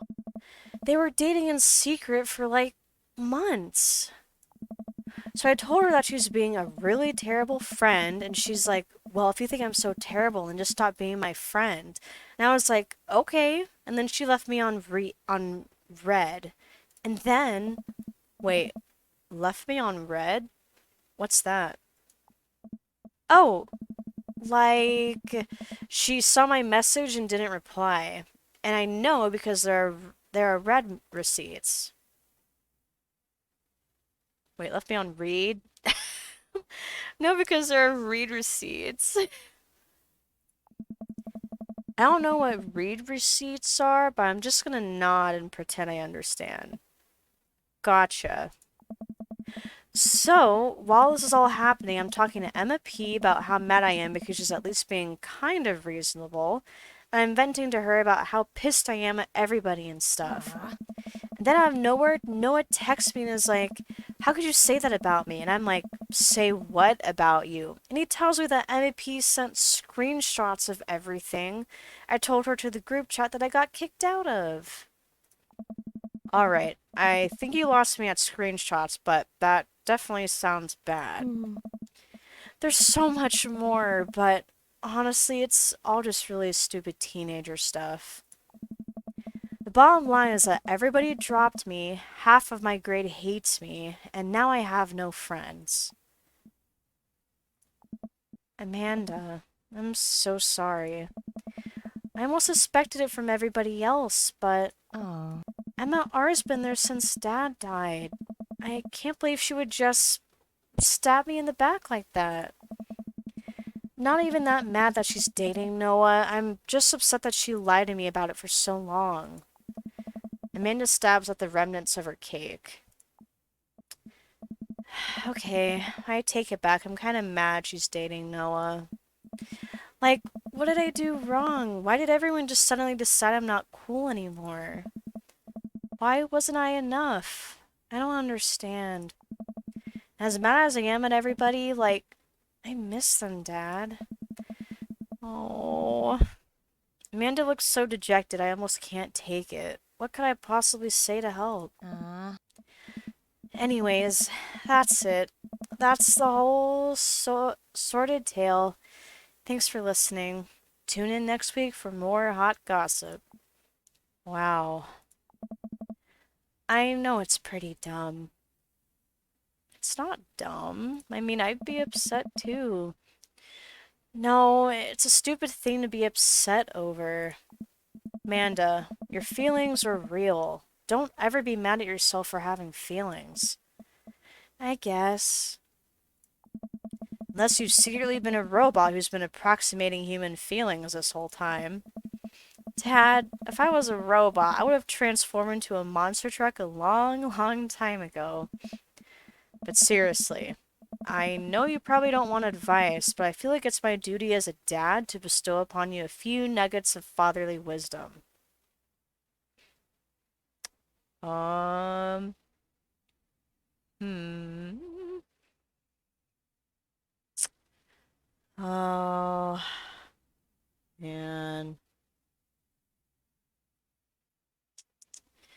mean, high school does suck sometimes.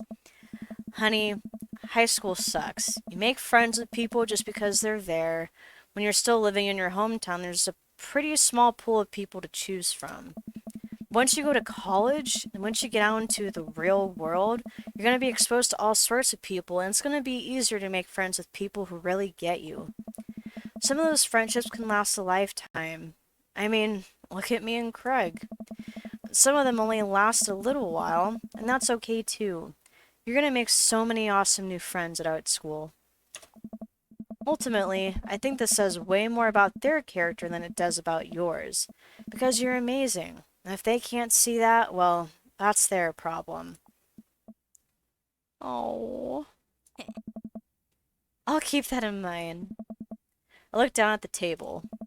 Did we just eat that whole cake? Yeah, we did just eat that whole cake. Well, good talk. Amanda gets up to go to her room. Before she closes her door, she turns around. Hey, Pops. Yeah? Huh. Thank you. You're always welcome. Love you, Amanda. I love you too, Dad. Aww. I don't need to read that. Aww. Welcome. Those are really You got good. dads.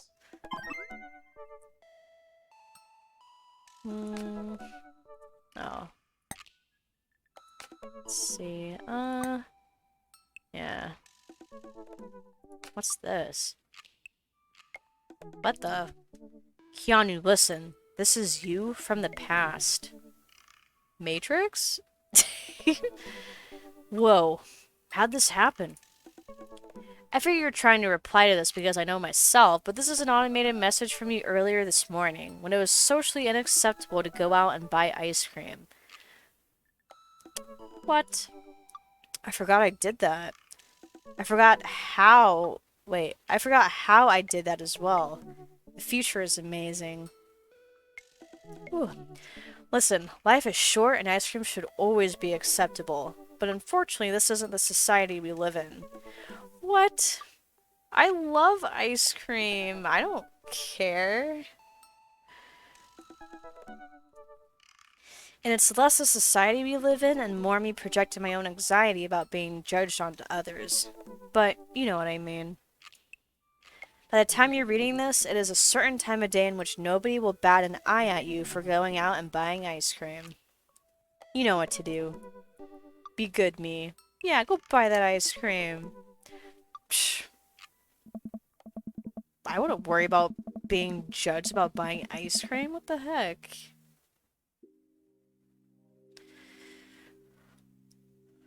Ooh. Okay. Hello, drinky.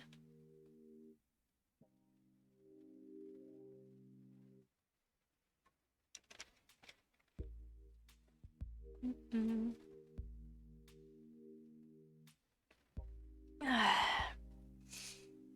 You know what? I've earned a treat. On the way home, I decided to stop off and grab some ice cream, which I fully planned to eat directly from the tub. I spent a lot of time trying to figure out just which type of ice cream I'd like to eat directly from the tub. Rocky Road, pistachio. Oh, Amanda's probably going to want some too. Better get 2 tubs. She loves cookie dough ice cream, right? Hey, mister. Wait, who are you? I don't remember whose kid he is. I turn around to see Ernest leaning up against the wall of the convenience store. Ernest? You're cool, right? I'm so cool. I'm shocked you even have to ask, dude Meister. Oh my god, I asked the wrong person. Can you just help me out? Help you out? There's no fire involved, is there? Just clouds.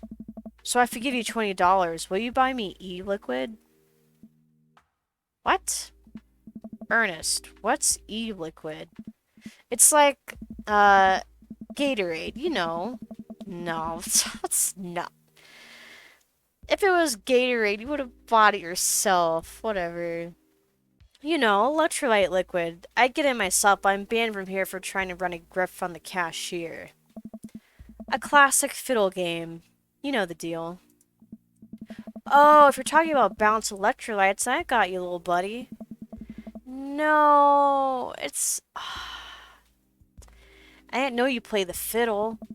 Just ask to clear for blue crenrazable vortex. He'll know what it is. Gosh dang, I didn't have a choice. I pick up a tub of pistachio ice cream for myself and a tub of cookie dough for Amanda. I search around for some blue crazen void stare, but can't seem to find any. I turn to the cashier. Say, where's your finest e-liquid? Behind the counter. You got an ID? First of all, my daughter is older than you. Second of all, I'm flattered. I switched shampoo recently. Is that taking some years off? Look, you need to be 21 to buy vape juice. Your hair doesn't look a day over 20. Wait a minute. Are you just trying to butter me up to get me to buy more ice cream? 'Cause it's working. Glance outside and spot Ernest staring at me. Double wait a minute. So you're telling me that e-liquid is not a sports drink? It's for vaping. Ernest was watching us intently through the window. Better go give that kid a piece of my mind. I see. Okay, look, I'm gonna pretend you didn't try to trick me into buying you the old Baphomet's cough syrup and then go inside here to purchase my ice cream. I won't tell your dad if you promise to scram. And stop vaping. You'll get popcorn lung. What if I give you $25? Go home, Ernest. As I'm walking back inside, Ernest calls after me. You can get popcorn lung from microwave popcorn, you know. I no longer trust this child, but the mere notion strikes fear into my heart. I go back inside to complete my purchase with the good cashier. Thank you, kind sir, for your time and generous hair compliments. You got it, bub. I glance out the window while... wait. God, I can't... Oh, God. He's right? What? I glance out the window while to see Ernest still outside. Looks like he's talking to some other poor sap. Guess I should go outside and save this other guy some grief. Wait a second. That's definitely a cop. Oh boy. I grab my tubs of ice cream and bolt outside. Ernest was already face down on the hood of a squad car? Ernest, did you seriously just try to get a cop to buy you e-liquid? Do you know this kid? I'm friends with his dad. Yeah, we live in the same cul-de-sac. I know his dad. Listen, he's a good kid and... Oh. What? Well, aw. What? I didn't get to see who it was. I'm this boy's father. Oh. Wait. What? I thought Matt was... Wait, oh, okay. I turn around and see Robert walking up the street and toward the convenience store. Ernest, what are you doing? I want a lawyer. First of all, good first instinct. Remember that you're not required to answer any questions from a police officer without a lawyer present.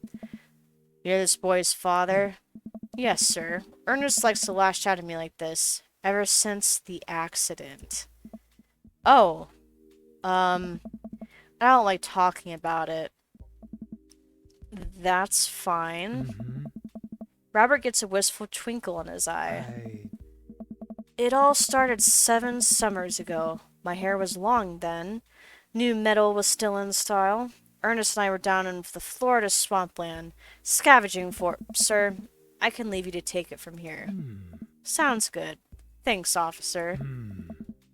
Ernest, come along now. You'll be cleaning grout from the rain gutter for a week thanks to this transgression. The police officer gets in his car and drives off. I'm stunned by how cool Robert was just there. Thanks. I want to say, Richard? Ouch. Don't mention it, Hemingway. Got in trouble plenty of times in my life. Just trying to do my good deed for the day. Will you buy me e-liquid if I give you $20? Child, I will end you. Oh no. Oh. Hey, Keanu, will you walk Ernest home with me? Sure. Hey. Oh, God. Ernest runs ahead, presumably so he won't be seen with us, which is a thing I think kids do. He reminds me a lot of myself when I was his age. Oh? Well, maybe I wasn't as dumb. Seems like he tortures his dad. Hey. Seems like he tortures just about everybody. He even stole your wallet. What? No, he didn't. I pat my back pocket. I pat the rest of my pockets. He stole my wallet. Why are you doing this to yourself? What? Robert points at my tubs of ice cream. One of them's for Amanda. Hey. I have no qualms with the quantity of ice cream you've purchased. It's a perfectly respectable amount of ice cream. It's the quality I'm talking about. You work hard, Keanu. You're a good dad. Don't you think you deserve top shelf ice cream? But these are on sale. If you're gonna treat yourself, go big or go home. Real vanilla bean. Real pistachio. You deserve it. Hey. We arrive at the cul-de-sac and Ernest runs into his home. Oh? That boy is the reason why we don't have prizes in cereal anymore. Catch you around, Keanu. Robert tosses me my wallet. I catch it with a surprised look on my face. I stole it back. Keep it in your front pocket or use a chain like back in your ska days. Smell you later. See ya, Robert. Okay. I go back inside my house, ready to spend the rest of the night with 2 tubs of ice cream and also Amanda. Oh. Welcome. You've got dads.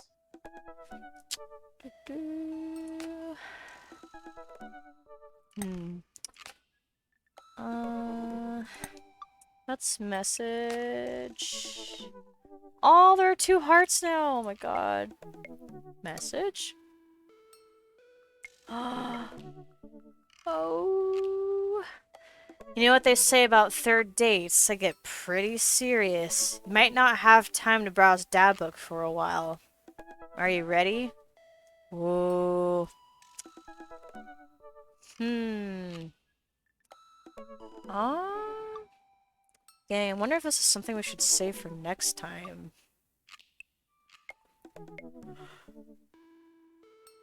Oh. Oh.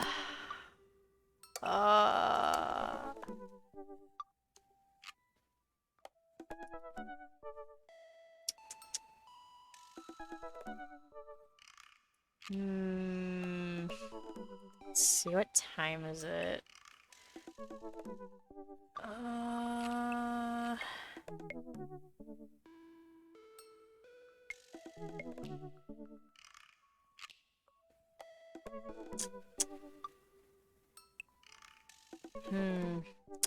Well, if this is the last date, maybe I can wrap it up tonight.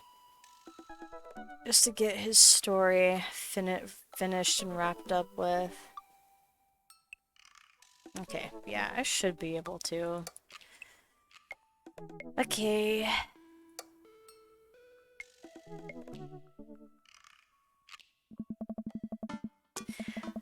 Oh wait, let me save again real quick. Okay, it took some time for our schedules to line up. I was finally able to find a weekend where Craig and I could go camping. He always stays so busy with work and the kids, but it's good to know that we'll just be able to spend some time relaxing together in nature.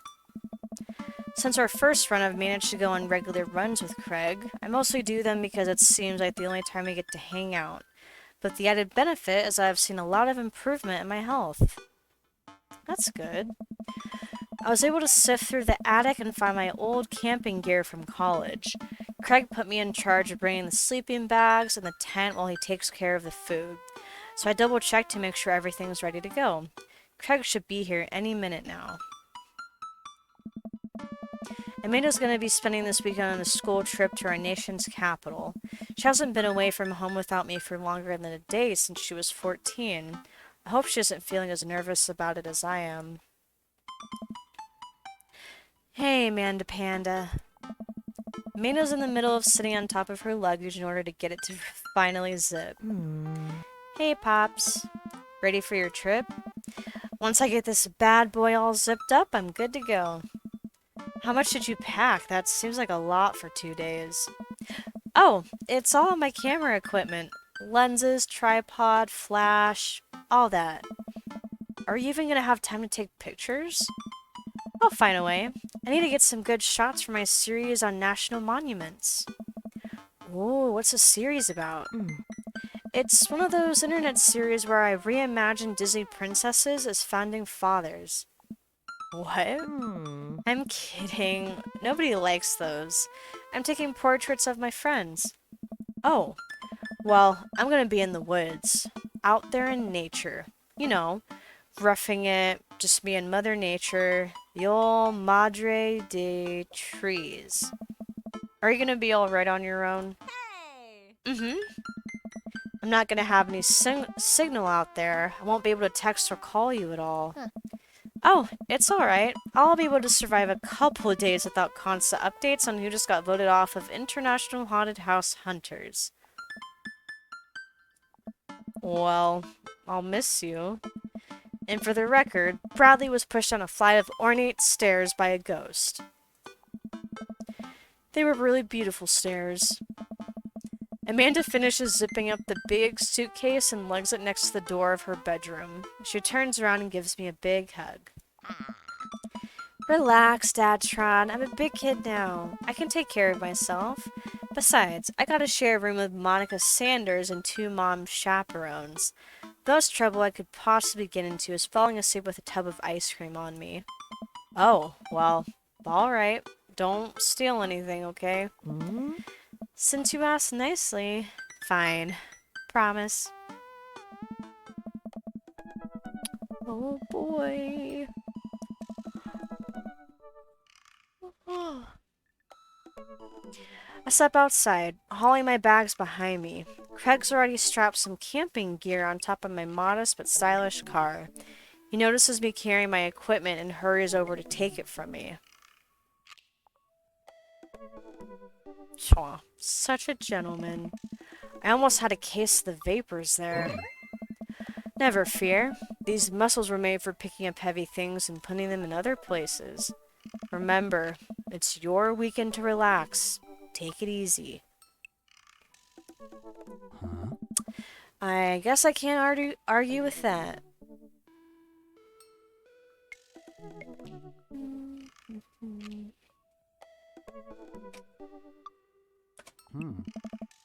Everything good with Amanda? Yep, on our way to a school trip in Washington, D.C. What about your offspring? Already at Smashies for the weekend. I'm ready to get my camp on. I load the rest of my stuff into Craig's car and we get in. Oh no! What's wrong? I think I left my juicer plugged in. We gotta go back. Are you worried that someone's gonna break into your house and cold press some carrots? No, it's just... Just try to relax, man. Let the juicer float away. Take all your worries and blend them into pulpy good vibes. Craig takes a deep breath. Do we have anything to listen to? All I had at my place is a series of CDs that guide you through a thorough and intense calisthenics workout. Do you want to listen to those?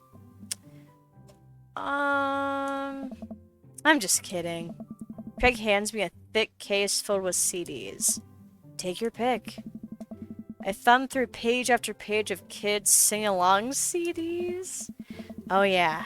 Twinkle Twinkle Little Star, takes me back. Keep going. You get to the end of the case to find the very last slot, a blank CD with Craig's handwriting on it. DJ Kegstand's Mega Mix Volume 1. Made it just for the trip. I think you'll like it. Pop the CD into the car's stereo and it's like I'm immediately transported to our old dorm room. Hit after hit plays, and soon enough we're both happily singing the lyrics to each song as we fly down the highway. This song was Carl's favorite. Carl, the third roommate. You brought that dog home one night and I couldn't pry you two apart. So we spent an entire semester fabricating a story about our foreign exchange student roommate who had a really bad cough that sounded exactly like a dog's bark. And then we had a room inspection. That RA was so suspicious of us but could never prove anything. And Carl was just under a blanket. Bless that pup's courage under fire. Man, we did some dumb things back in college. The hours fly by as we belt out tunes in whatever non-existent key our voices register in. Soon enough, we're surrounded by lush trees and spectacular vistas of everything amazing that nature has to offer. Feels good to be back out here. Real good. We park our car at the entrance to a familiar trail and load up our gear on our backs. I'm thankful that I've been working on my health over the past couple of weeks. Otherwise, I'd be dreading all the hiking that's about to happen. Man, it's just we want to go camping. I've never been camping.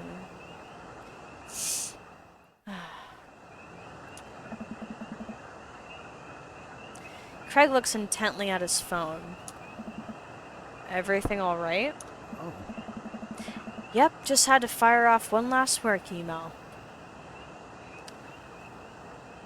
What? Yeah, you know this. I've told you I've never been camping before. And like, Michigan with your family doesn't really count because that's not like camping in a tent. I've never done that. Nope.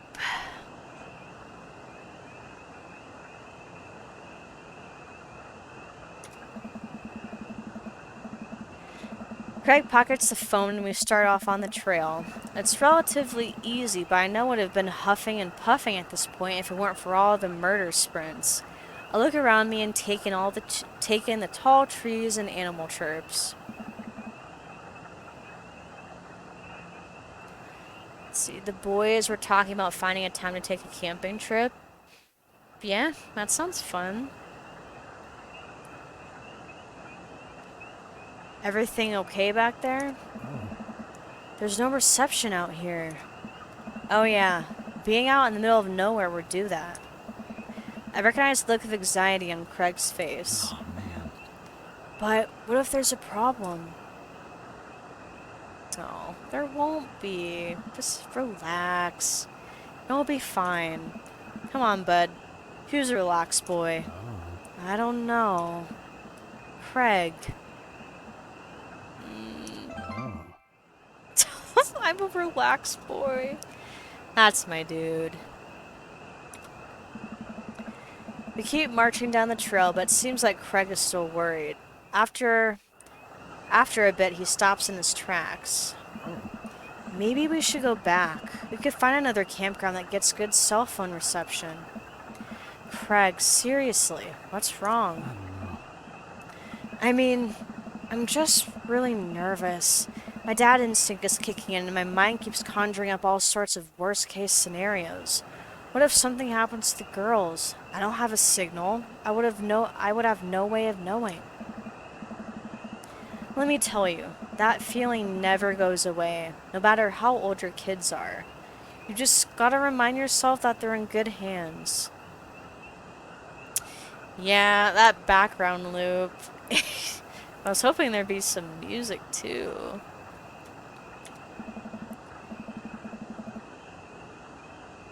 Yeah. The transitions could have been a little better. Craig doesn't say anything. I give him a reassuring punch on the shoulder. Try to remember why we came out here. The plan was to get away from it all and just focus on ourselves for this little trip. No distractions, no cell phone service, just two dads relaxing out in the woods. Craig looks me directly in the eyes. Oh. No distractions, no cell phone service, just two dads relaxing out in the woods. We're gonna have some fun this weekend. Craig and I get back to marching. It's not too long of a hike before we get to the campsite, and we're both glad to see that we're the only people there. Not everybody can be a dope-ass sound designer like you. Oh, shucks. I'm alright.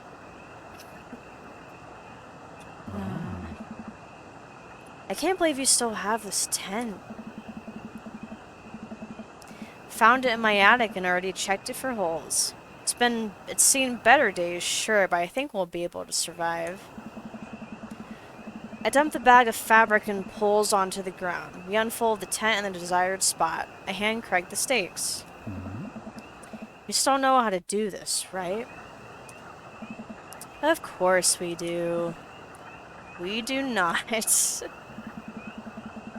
After 20 minutes of struggling like people in a bad infomercial, we somehow managed to build an upright structure that closely resembles what a tent would look like if you asked somebody to draw a picture of one with your eyes shut. I wouldn't put this up against a storm, but I think we'll be able to survive the night. We set out a couple chairs and our cooking equipment, admiring our handiwork. Nice. Bro, look at us go. Look upon the kingdom we have built. Upon this rock we shall grill our meats and drink our brews, for we hold dominion over this land. Oh. Fairly. And, look at our camping chairs, which we are going to sit on. So, what's next on the Camp Stravaganza docket? Well, now that we have shelters settled, I think it's time for us to do some exploring. There's a waterfall a little bit up the way that I'm sure we can hike to. Let's get hiking. Craig and I venture into the woods. We amble along, taking our time to chat and admire the wildlife. Craig reaches out an arm and stops me. Hey. Dude, does that look like what I think it looks like? Look over at where he's pointing. Oh my god, it does. That tree looks like a butt. I can't get over how detailed it is. I examine the butt tree further. The contour is perfect. It even has back dimples. What? I thought we were gonna have a great time camping, but this makes it even better. Craig holds back a snicker. Oh my gosh. I aspire to have every hype be as good as this one. I'm snickering now too. Oh, let us analyze this tree further. Craig and I share a huge belly laugh at our awful jokes. Best thing about this is that there's no daughters here to tell us our jokes are bad. Well, I'm here to tell you your jokes are bad. We high five. Craig and I hit the trail again. It's been a long time since we've been out here, but everything seems more or less familiar. We point out old landmarks that we remember back from our college days. I think we're getting close now. Check it out. There's a clearing up ahead. As we get closer, I can hear water running. Ooh. Cresting over a hill, Craig and I are greeted by a wide clearing surrounded by trees. In front of us is a beautiful waterfall spilling into a large body of water that runs into a river. Mouths agape with the genuine beauty of the place, we go to investigate. The old waterfall. Hey. It's gorgeous. Nature is so rad. Peering further, we get an idea of how deep the pool is. Oh. Think we could jump off of it like the old days? Ha, this old dad is happy here on dry land. Looks like you could climb right up over there. We didn't even bring swimming trunks. Hmm? What are you talking about?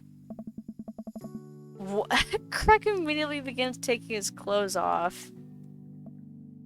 Oh gosh.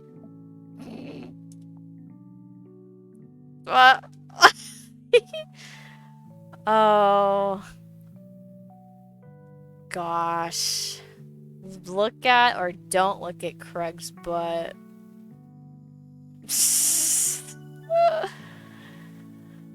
Oh, well, I feel like I know the answer to this one.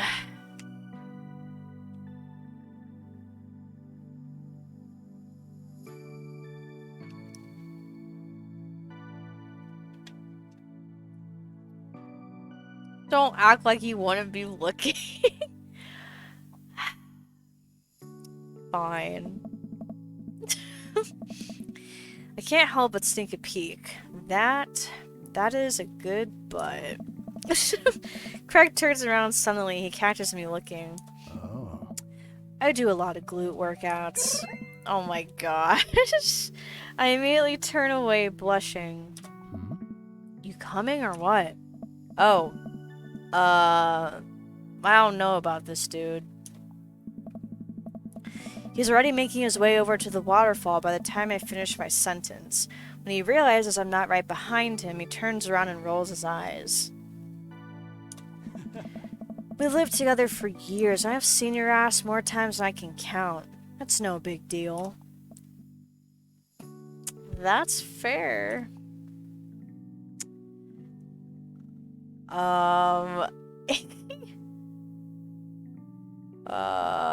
You got it, Chief. Take my shirt off and drop it in a pile with Craig's clothes. I put the rest of my clothes on the ground, feeling exposed. Craig and I climb up to the top of the waterfall, making sure not to slip on any wet rocks. He reaches the peak before I do and offers me a hand getting up. At the top, we look over the cliff and into the tiny lake. It seems so much higher up from this perspective. Craig has always been a daredevil. He pulled some stunts in college that I'm honestly still shocked he survived. I was always the one standing on the sidelines, watching and hoping I wouldn't be bringing him home in a gurney. Man, this could be dangerous. Craig looks me in the eyes. Hmm? Don't think, just jump. Craig cannonballs off of the waterfall and into the lake, creating a huge splash. I'm worried for a moment before he finally resurfaces from under the water. Whoa! He treads water and looks up at me. Huh? You coming or what? Don't think, just jump. How are you supposed to just not think? I'm pretty sure that's not physically possible. Ooh. My toes grip the edge of the rock. The water looks so far away. Don't think, just... I run off the edge trying to do my best cannonball. Somewhere in the middle it turns into a really graceful belly flop. Ooh. Ow. I hit the water with a loud slap. Resurface to find Craig giggling. Oh. I rate that belly flop a solid 8 out of 10. Your form was lacking, but your heart was in the right place. I playfully splashed water at Craig. Oh. Are you sure about that? Oh. I splash him again. You've given me no choice. Craig splashes me in the face with a huge wave of water. You've awakened the beast. He launches another wave of water at me. Don't you put me in a corner here. Don't put a wild animal in the corner.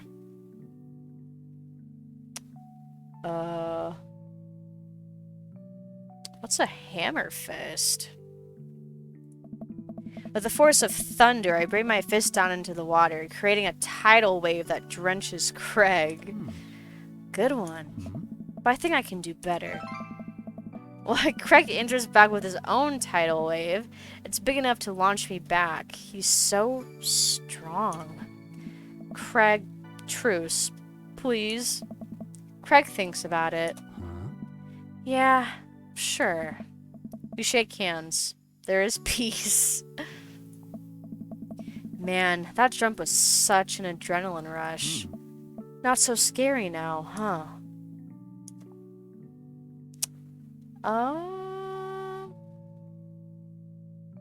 So strong. Oh. We just got here. I raced you to the top. We run all the way up the slick rocks and cannonball off of the waterfall again. What a rush. Good form on that one. Want to go again? You know it. With the same energy we had in our youth, we climb back up to the top of the waterfall. I'm brave enough to try a flip, which I'm sure looks incredibly graceful as I belly flop into the water. Oh god, that's like the worst feeling ever. Phew, man, this is fun. Got one more in you?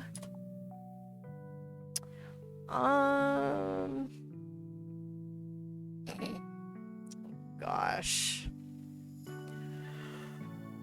Oh, sure, why not? I live for danger. It takes us a little more time, but we get to the waterfall and both do our best running jumps into the water below. Yep, I did it.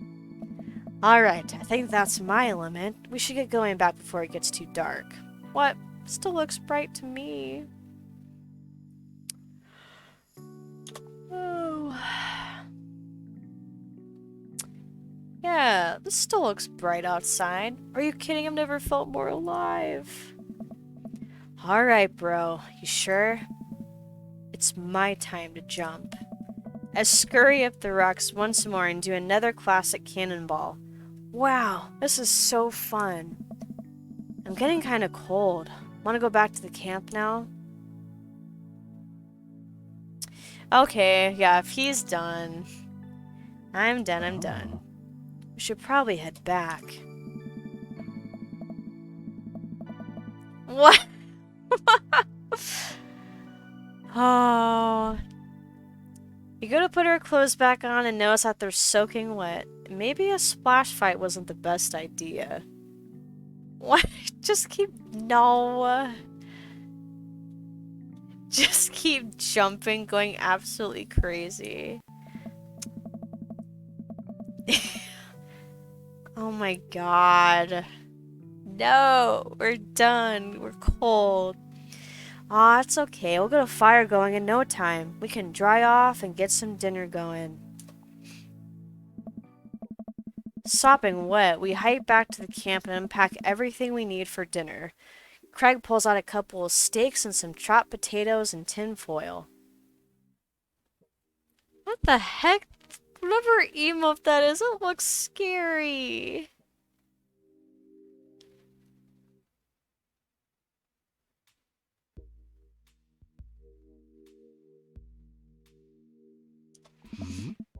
You ready for a feast?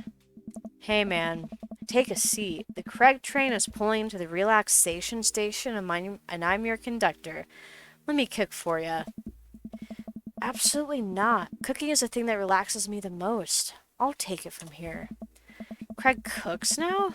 I remember how his entire sophomore year diet consisted of microwavable mac and cheese, but not microwaved, and I have trouble believing the thing he just said. At least let me start the fire. Sure, let me just grab my matches. Craig reaches into his backpack. He rummages around in his bag, pulling things out and checking every pocket. Uh-oh. Oh. I know I packed it.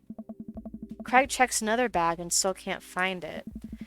My stomach grumbles and now I'm more acutely aware of how cold and wet I am. We really need to get a fire started. Okay, well, it's not the end of the world. No. Gosh, I'm so stupid. I could have sworn I packed it. I'm sorry, dude. Don't be. We can figure this out.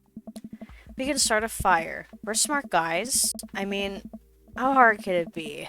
I've watched plenty of survival programs on TV. If a naked reality TV star can do it, so can we. Oh my god, yeah. Gosh, there's so many weird TV shows. We'll need some wood. I gesture to the trees around us. Hi. There's no shortage of that. And some tinder. Oh. We can make that work. And then I think some ancient aliens are then supposed to come by and give us advanced technology. Or renovate our house. Depends on the show. Craig and I gather a variety of wood, bark, and moss until we have all the materials that could, conceptually, make a passable looking campfire. Hmm? Just add fire, right? That's the fun part. The sun is just now setting and a cool breeze rustles the leaves of the trees around us. We have to work quick. Hmm? I've done this in the past, so I know I can figure it out. Just give me a second. Any way I can help? Hmm. Give me some moral support. Lift my spirits and we'll make this fire happen. Go overboard? You're really giving that fire the business. You're an amazing, hardworking father with a steady work ethic and everyone loves you. Your daughters think you're a superhero and the neighborhood dads respect you immensely.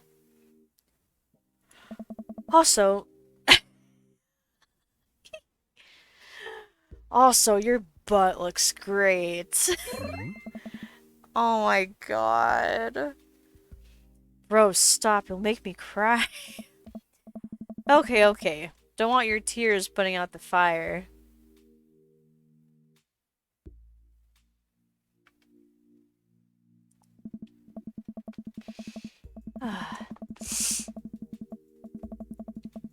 Eventually, Craig is miraculously able to get something going. He blows on the embers and gently places the glowing moss into the base of the pit.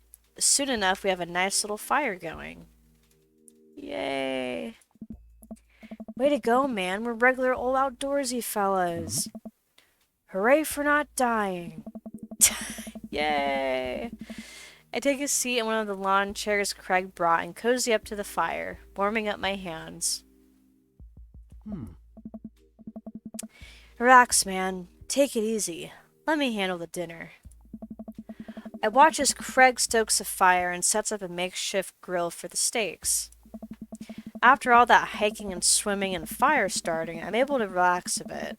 With the sound of crickets and the scent of steak filling the air, I actually feel pretty calm. Craig expertly sears 2 steaks in a pan he's been heating up on the fire, cracking thyme and crushed ginger over it while basting them both in butter. Oh, that sounds so good.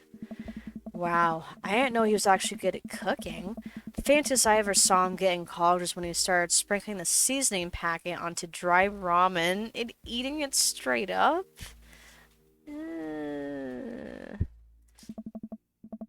When did this happen? You used to eat cereal every morning with beer instead of milk. Oh.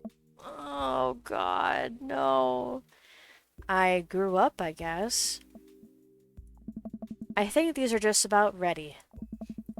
Craig puts the steaks onto a paper plate and sets them aside. I start to reach for one, but Craig smacks my hand away. Oh.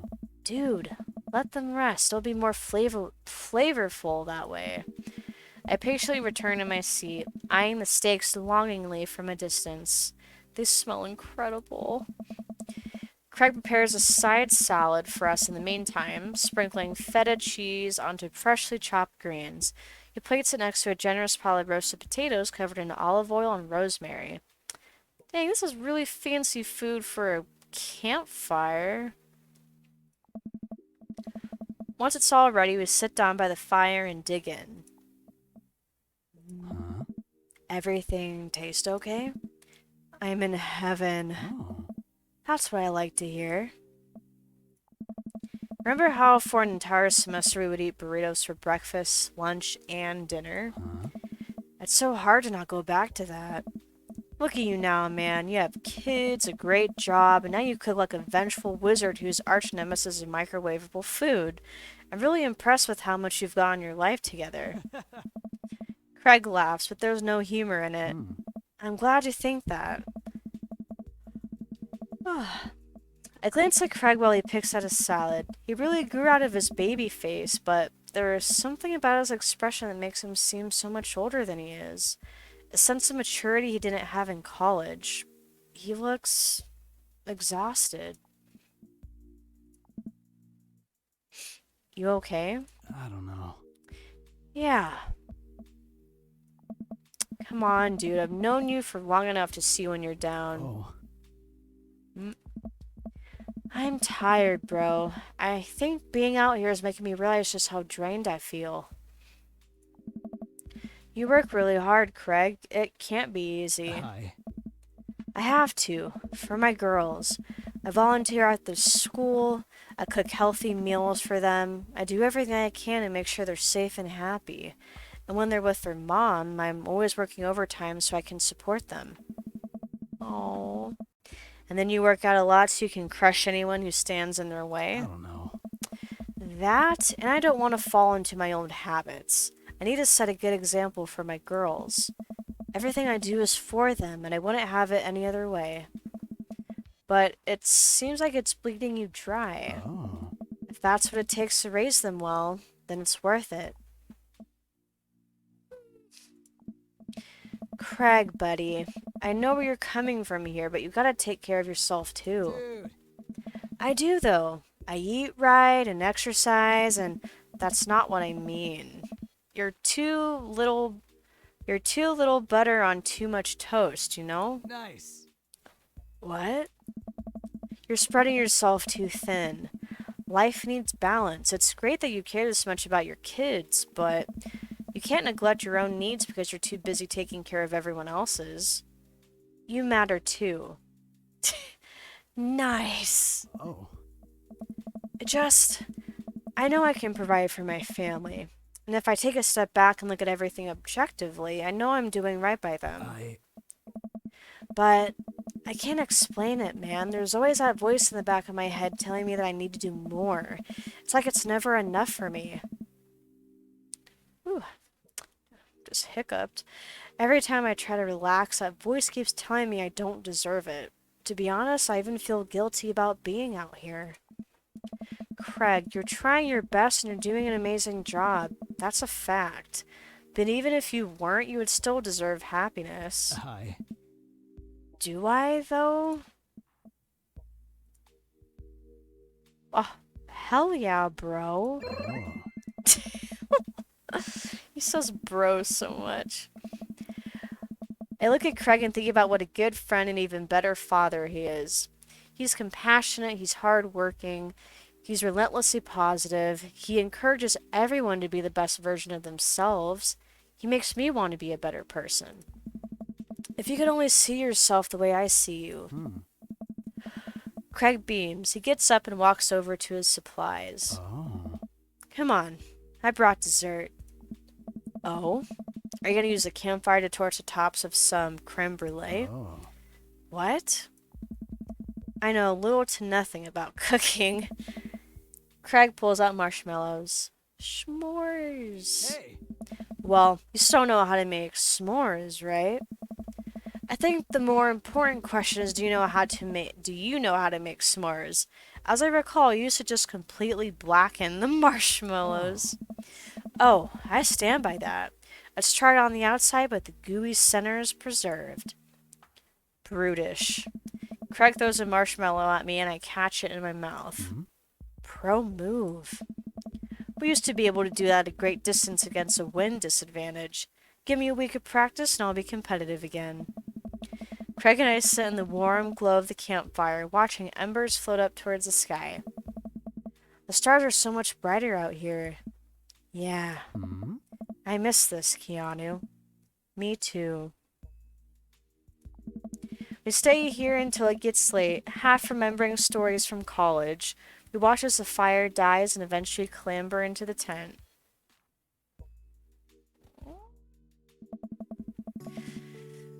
Oh gosh. We crawl into the tent and I unfurl my sleeping bag. Wait, where's the other sleeping bag? Oh.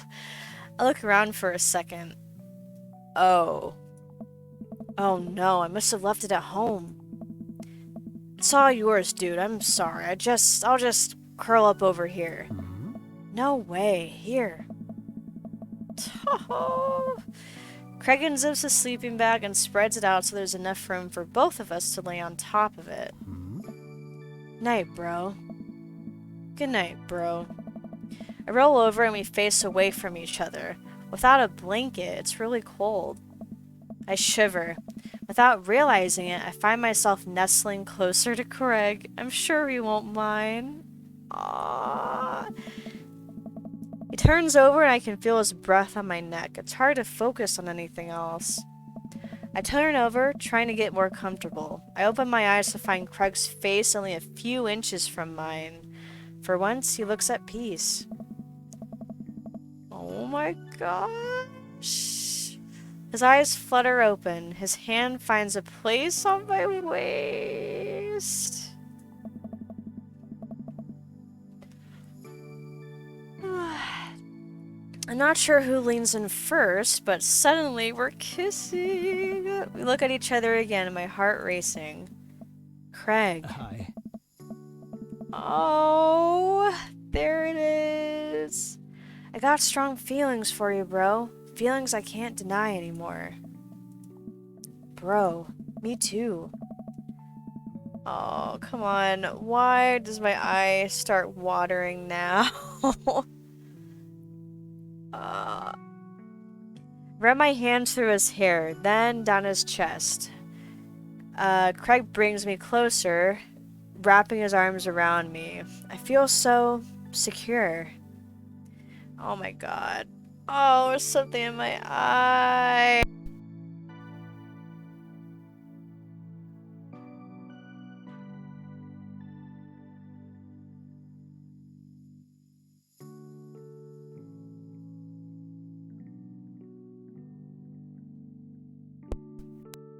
I swear I'm not crying. Okay, I run my hands through his hair, then down to his chest. Craig brings me closer, wrapping his arms around me. Oh yeah, I just read this. I feel so secure. Oh. You know, talking about old times is fun, but I like making new memories with you. Oh my god! I smile, tracing the lines of his hip with my finger. We kiss again. I'm not worried about us getting too cold tonight. Oh gosh. Oh, it's getting steamy. Man,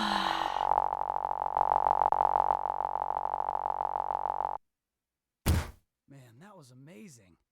Just like back in college. I've missed you, dude. Well, I don't know if this is exactly like college. This is a little different. Oh, yay, but another good date.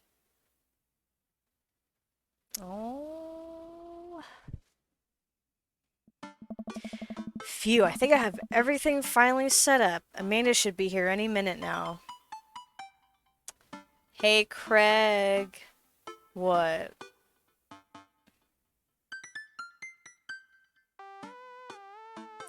What are you gonna say, Jacob? I think that's her car in the driveway. Okay, gotta act natural. Be cool, Keanu. Be cool. Amanda walks through the door with a suspicious look on her face. Oh my god. No. Amanda walks through the door with a suspicious look on her face. Hey, Dad. Off to a good start. Something fishy? Rats. What? No. I had a crab cake sandwich for lunch. That's probably it. You're allergic to shellfish. Oh. Oh no. I forgot. Again. Dad? Oh gosh, I'm gonna be sick. What have I done? I'm kidding, you're right. I have a little surprise for you. Should have blamed the feds. Yeah, I can tell. You're very bad at lying. Amanda, my dear, would you care to join me in the kitchen? Father, it would be fill my heart with glee. I lead Amanda over to the kitchen table where a present lies covered under a tablecloth. It's nothing special, but I wanted to get you a little something. You graduated high school last week, and I know you told me not to make a big deal about it, but... Aw, Dad, you... I dramatically whip the cloth off the table. Amanda's jaw drops.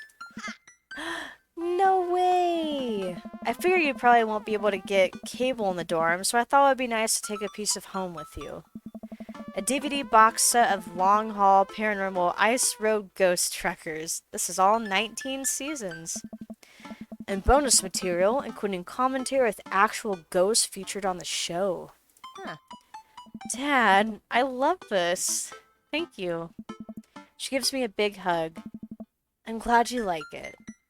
Hey, you want to hang out with me in the backyard for a bit? Toss the old pigskin or something? Totally. I follow Amanda to the back door.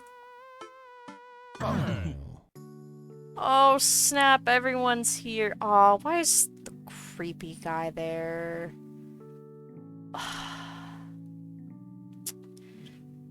What? You told me not to make a big deal, but you seem to have forgotten that my entire mission in life is to make a big deal out of your accomplishments. So, consider this your graduation party. Surprise! Dad, everyone's here. Well, yeah, everyone wanted to come and support you. Is that a mac and cheese bar? Sure is. Fully customizable down to the type of mac. And there's an ice cream cake, the good kind with the crunchies in the middle. Alright. I don't know what to say. Don't say anything. Just go have fun with your pals, alright? I'm so proud of you, Amanda. Oh, dang, mac and cheese and ice cream cake? Oh, that's the dream. I should make the rounds and make sure everyone's having a good time. But first, mac and cheese. Keanu. Brian, you made it. Ha, I don't pass up on good mac. What do you think of the party?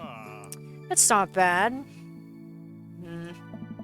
Just not bad. Yeah, it's not bad. Don't let him bait you. Don't let him bait you. Thank you for the lovely compliment. Daisy trots up. Hi, Amanda's dad. Hey, Brian's daughter. See? See how that feels? This is a really great party. Thanks so much for inviting us. You're very welcome, tiny child who knows how to pay a compliment. Brian and I lock eyes. This isn't over. Looks like you've settled into this neighborhood quite nicely. Yep, couldn't ask for a better cul-de-sac. Well, I'm glad. Hopefully we'll see you at more church events. We got a big schedule planned for the rest of the year. No, thanks. Sure thing, Joseph. And maybe if we're doing anything later, we could... Hey. What? And maybe if you aren't doing anything later, we could hang out sometime?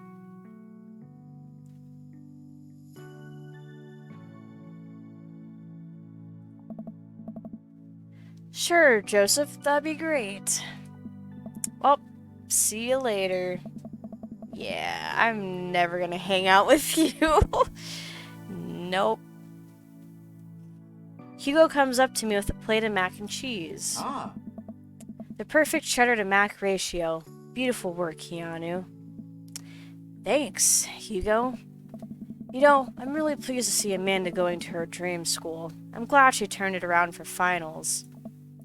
Me too. That scholarship money will really help.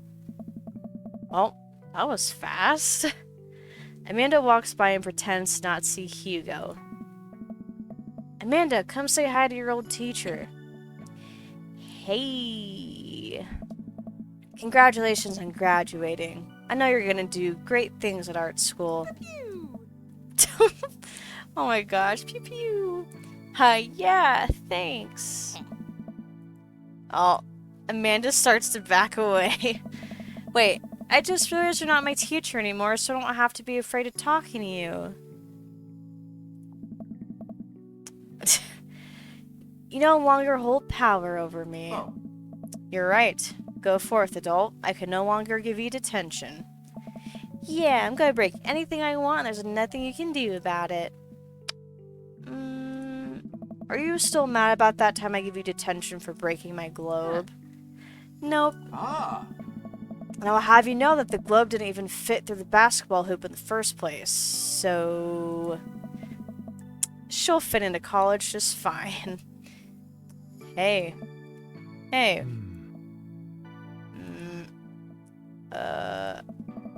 Robert gestures vaguely to the snack table. Huh. Good stuff. Yep. See you later. Hey, Oh my god, so awkward. Hey, man. Matt. Let me know when Amanda leaves for college. I'll have a fresh batch of the talking banana breads ready for her. Thank you. I know she'll love that. What a splendid garden party. My deepest thanks for extending the invitation to my son and I. This icebox cake is divine. Yeah, thanks, dude. Good cake. Thanks for coming by.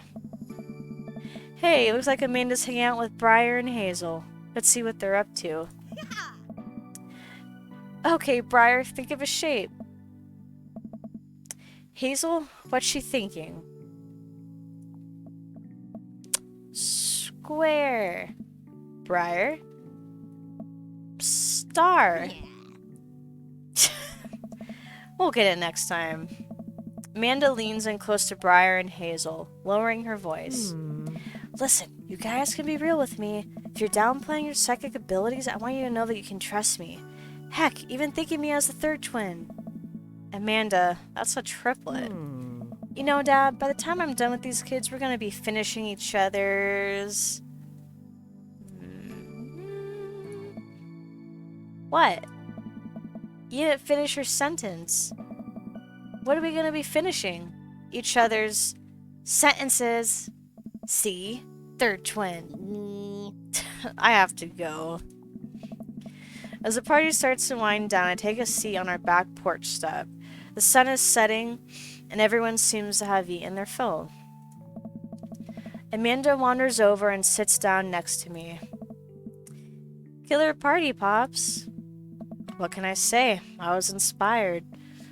So, I also have something for you.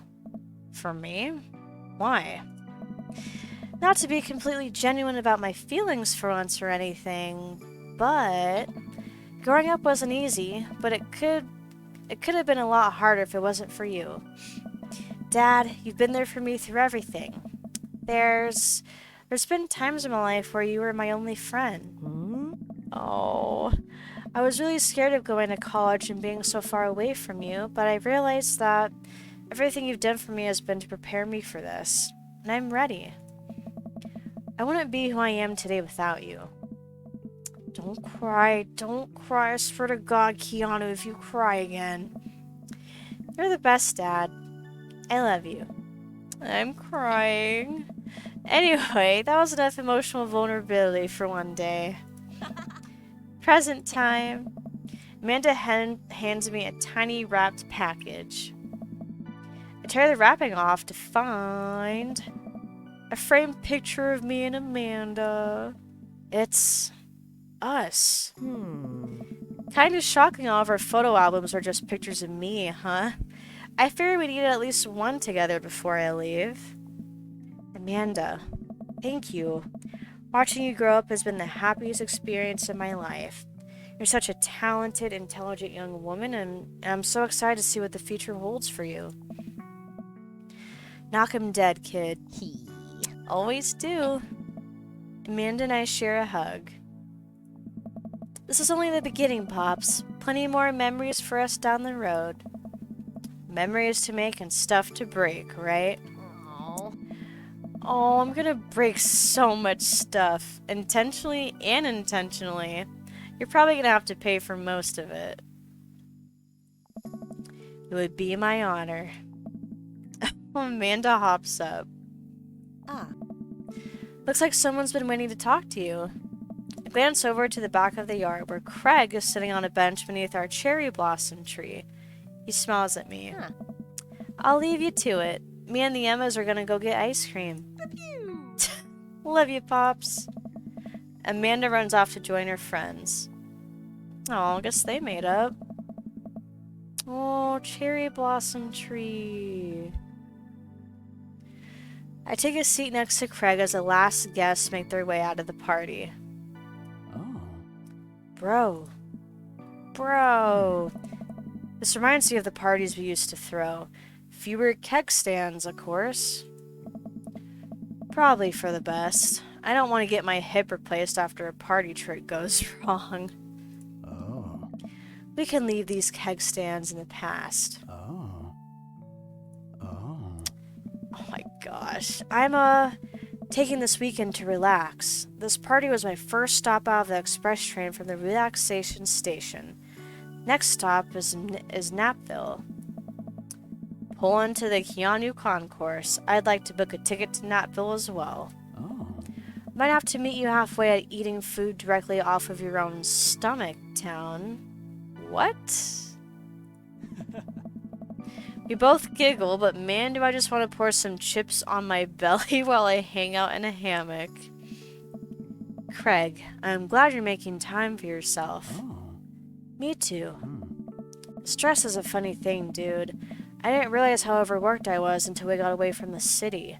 It's honestly just as destructive as binge drinking every night and eating burritos off of the floor. I guess we need to get out of the city more often then. Oh. Craig kicks his legs over the side of the bench and leans onto me, lying down on my lap. I run my fingers through his hair. You're looking for balance. I admire that. I'm trying to not feel guilty about doing things for myself. Oh. It's a process. Oh. And it's gonna take me some time to figure it out. I might need your help, bro. Craig, I'll be your bro to the day I die. And if being your bro means forcing you to take care of yourself, then I'll happily oblige. Oh. Oh, excuse me. Craig looks up at me, smiling. Bro, Hmm. that means so much to me. Craig sits up and pulls me into a kiss. Aww. Bro. We both laugh. You and me, we're gonna be alright. Aw, what? Dad tip always carry a pocket knife? Aww, it looks like Craig was the one. Oh man. Aww. That was so good. I was so nervous I wasn't gonna... What? Aaron did the voice for Joseph and Dan was Robert? Wow. Oh man. Yeah, that was really good. I love the story, especially the whole dynamic between the dad and Amanda. That was really sweet.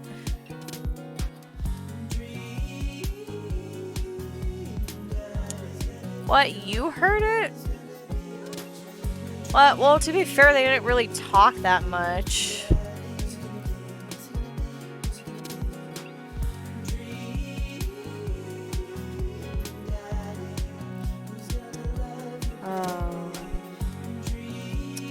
Oh, well, now that I'm thinking back, Joseph said some really weird lines, and now it does sound like Aaron. Yeah, that's what I was just talking about. Oh.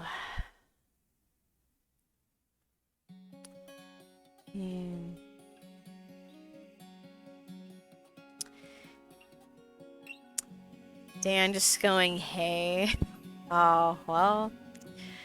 Did not notice that. I know I do recall Joseph more now, but not really Robert. He didn't really talk that much.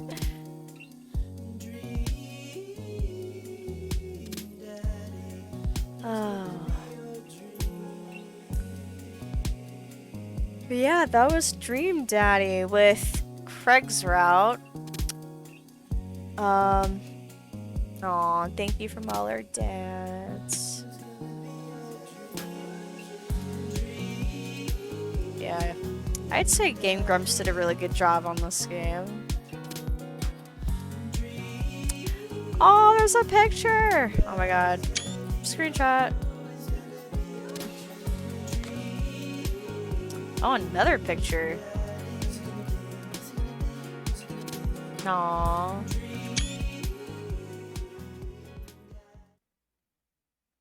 Nice. Ah, well, we're able to get Craig. Woo!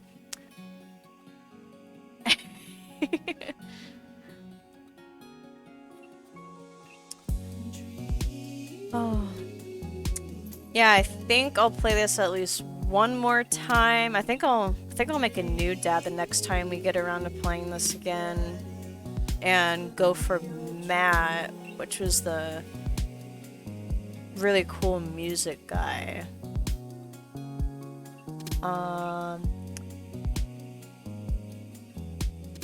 Yeah, I will.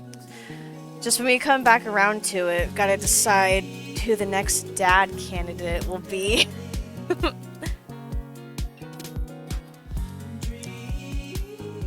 Oh. Yeah, that's true. Get the most out of the game since I paid for it. Yeah, that was the end of the Keanu saga with Craig. Gonna be ending it here for tonight. So as always, thanks for hanging out and enjoying this experience with me. Keep an eye on Twitch for notifications, or if you're in the Discord, keep an eye on announcements for when I'll be live next. And catch you later, guys. See ya.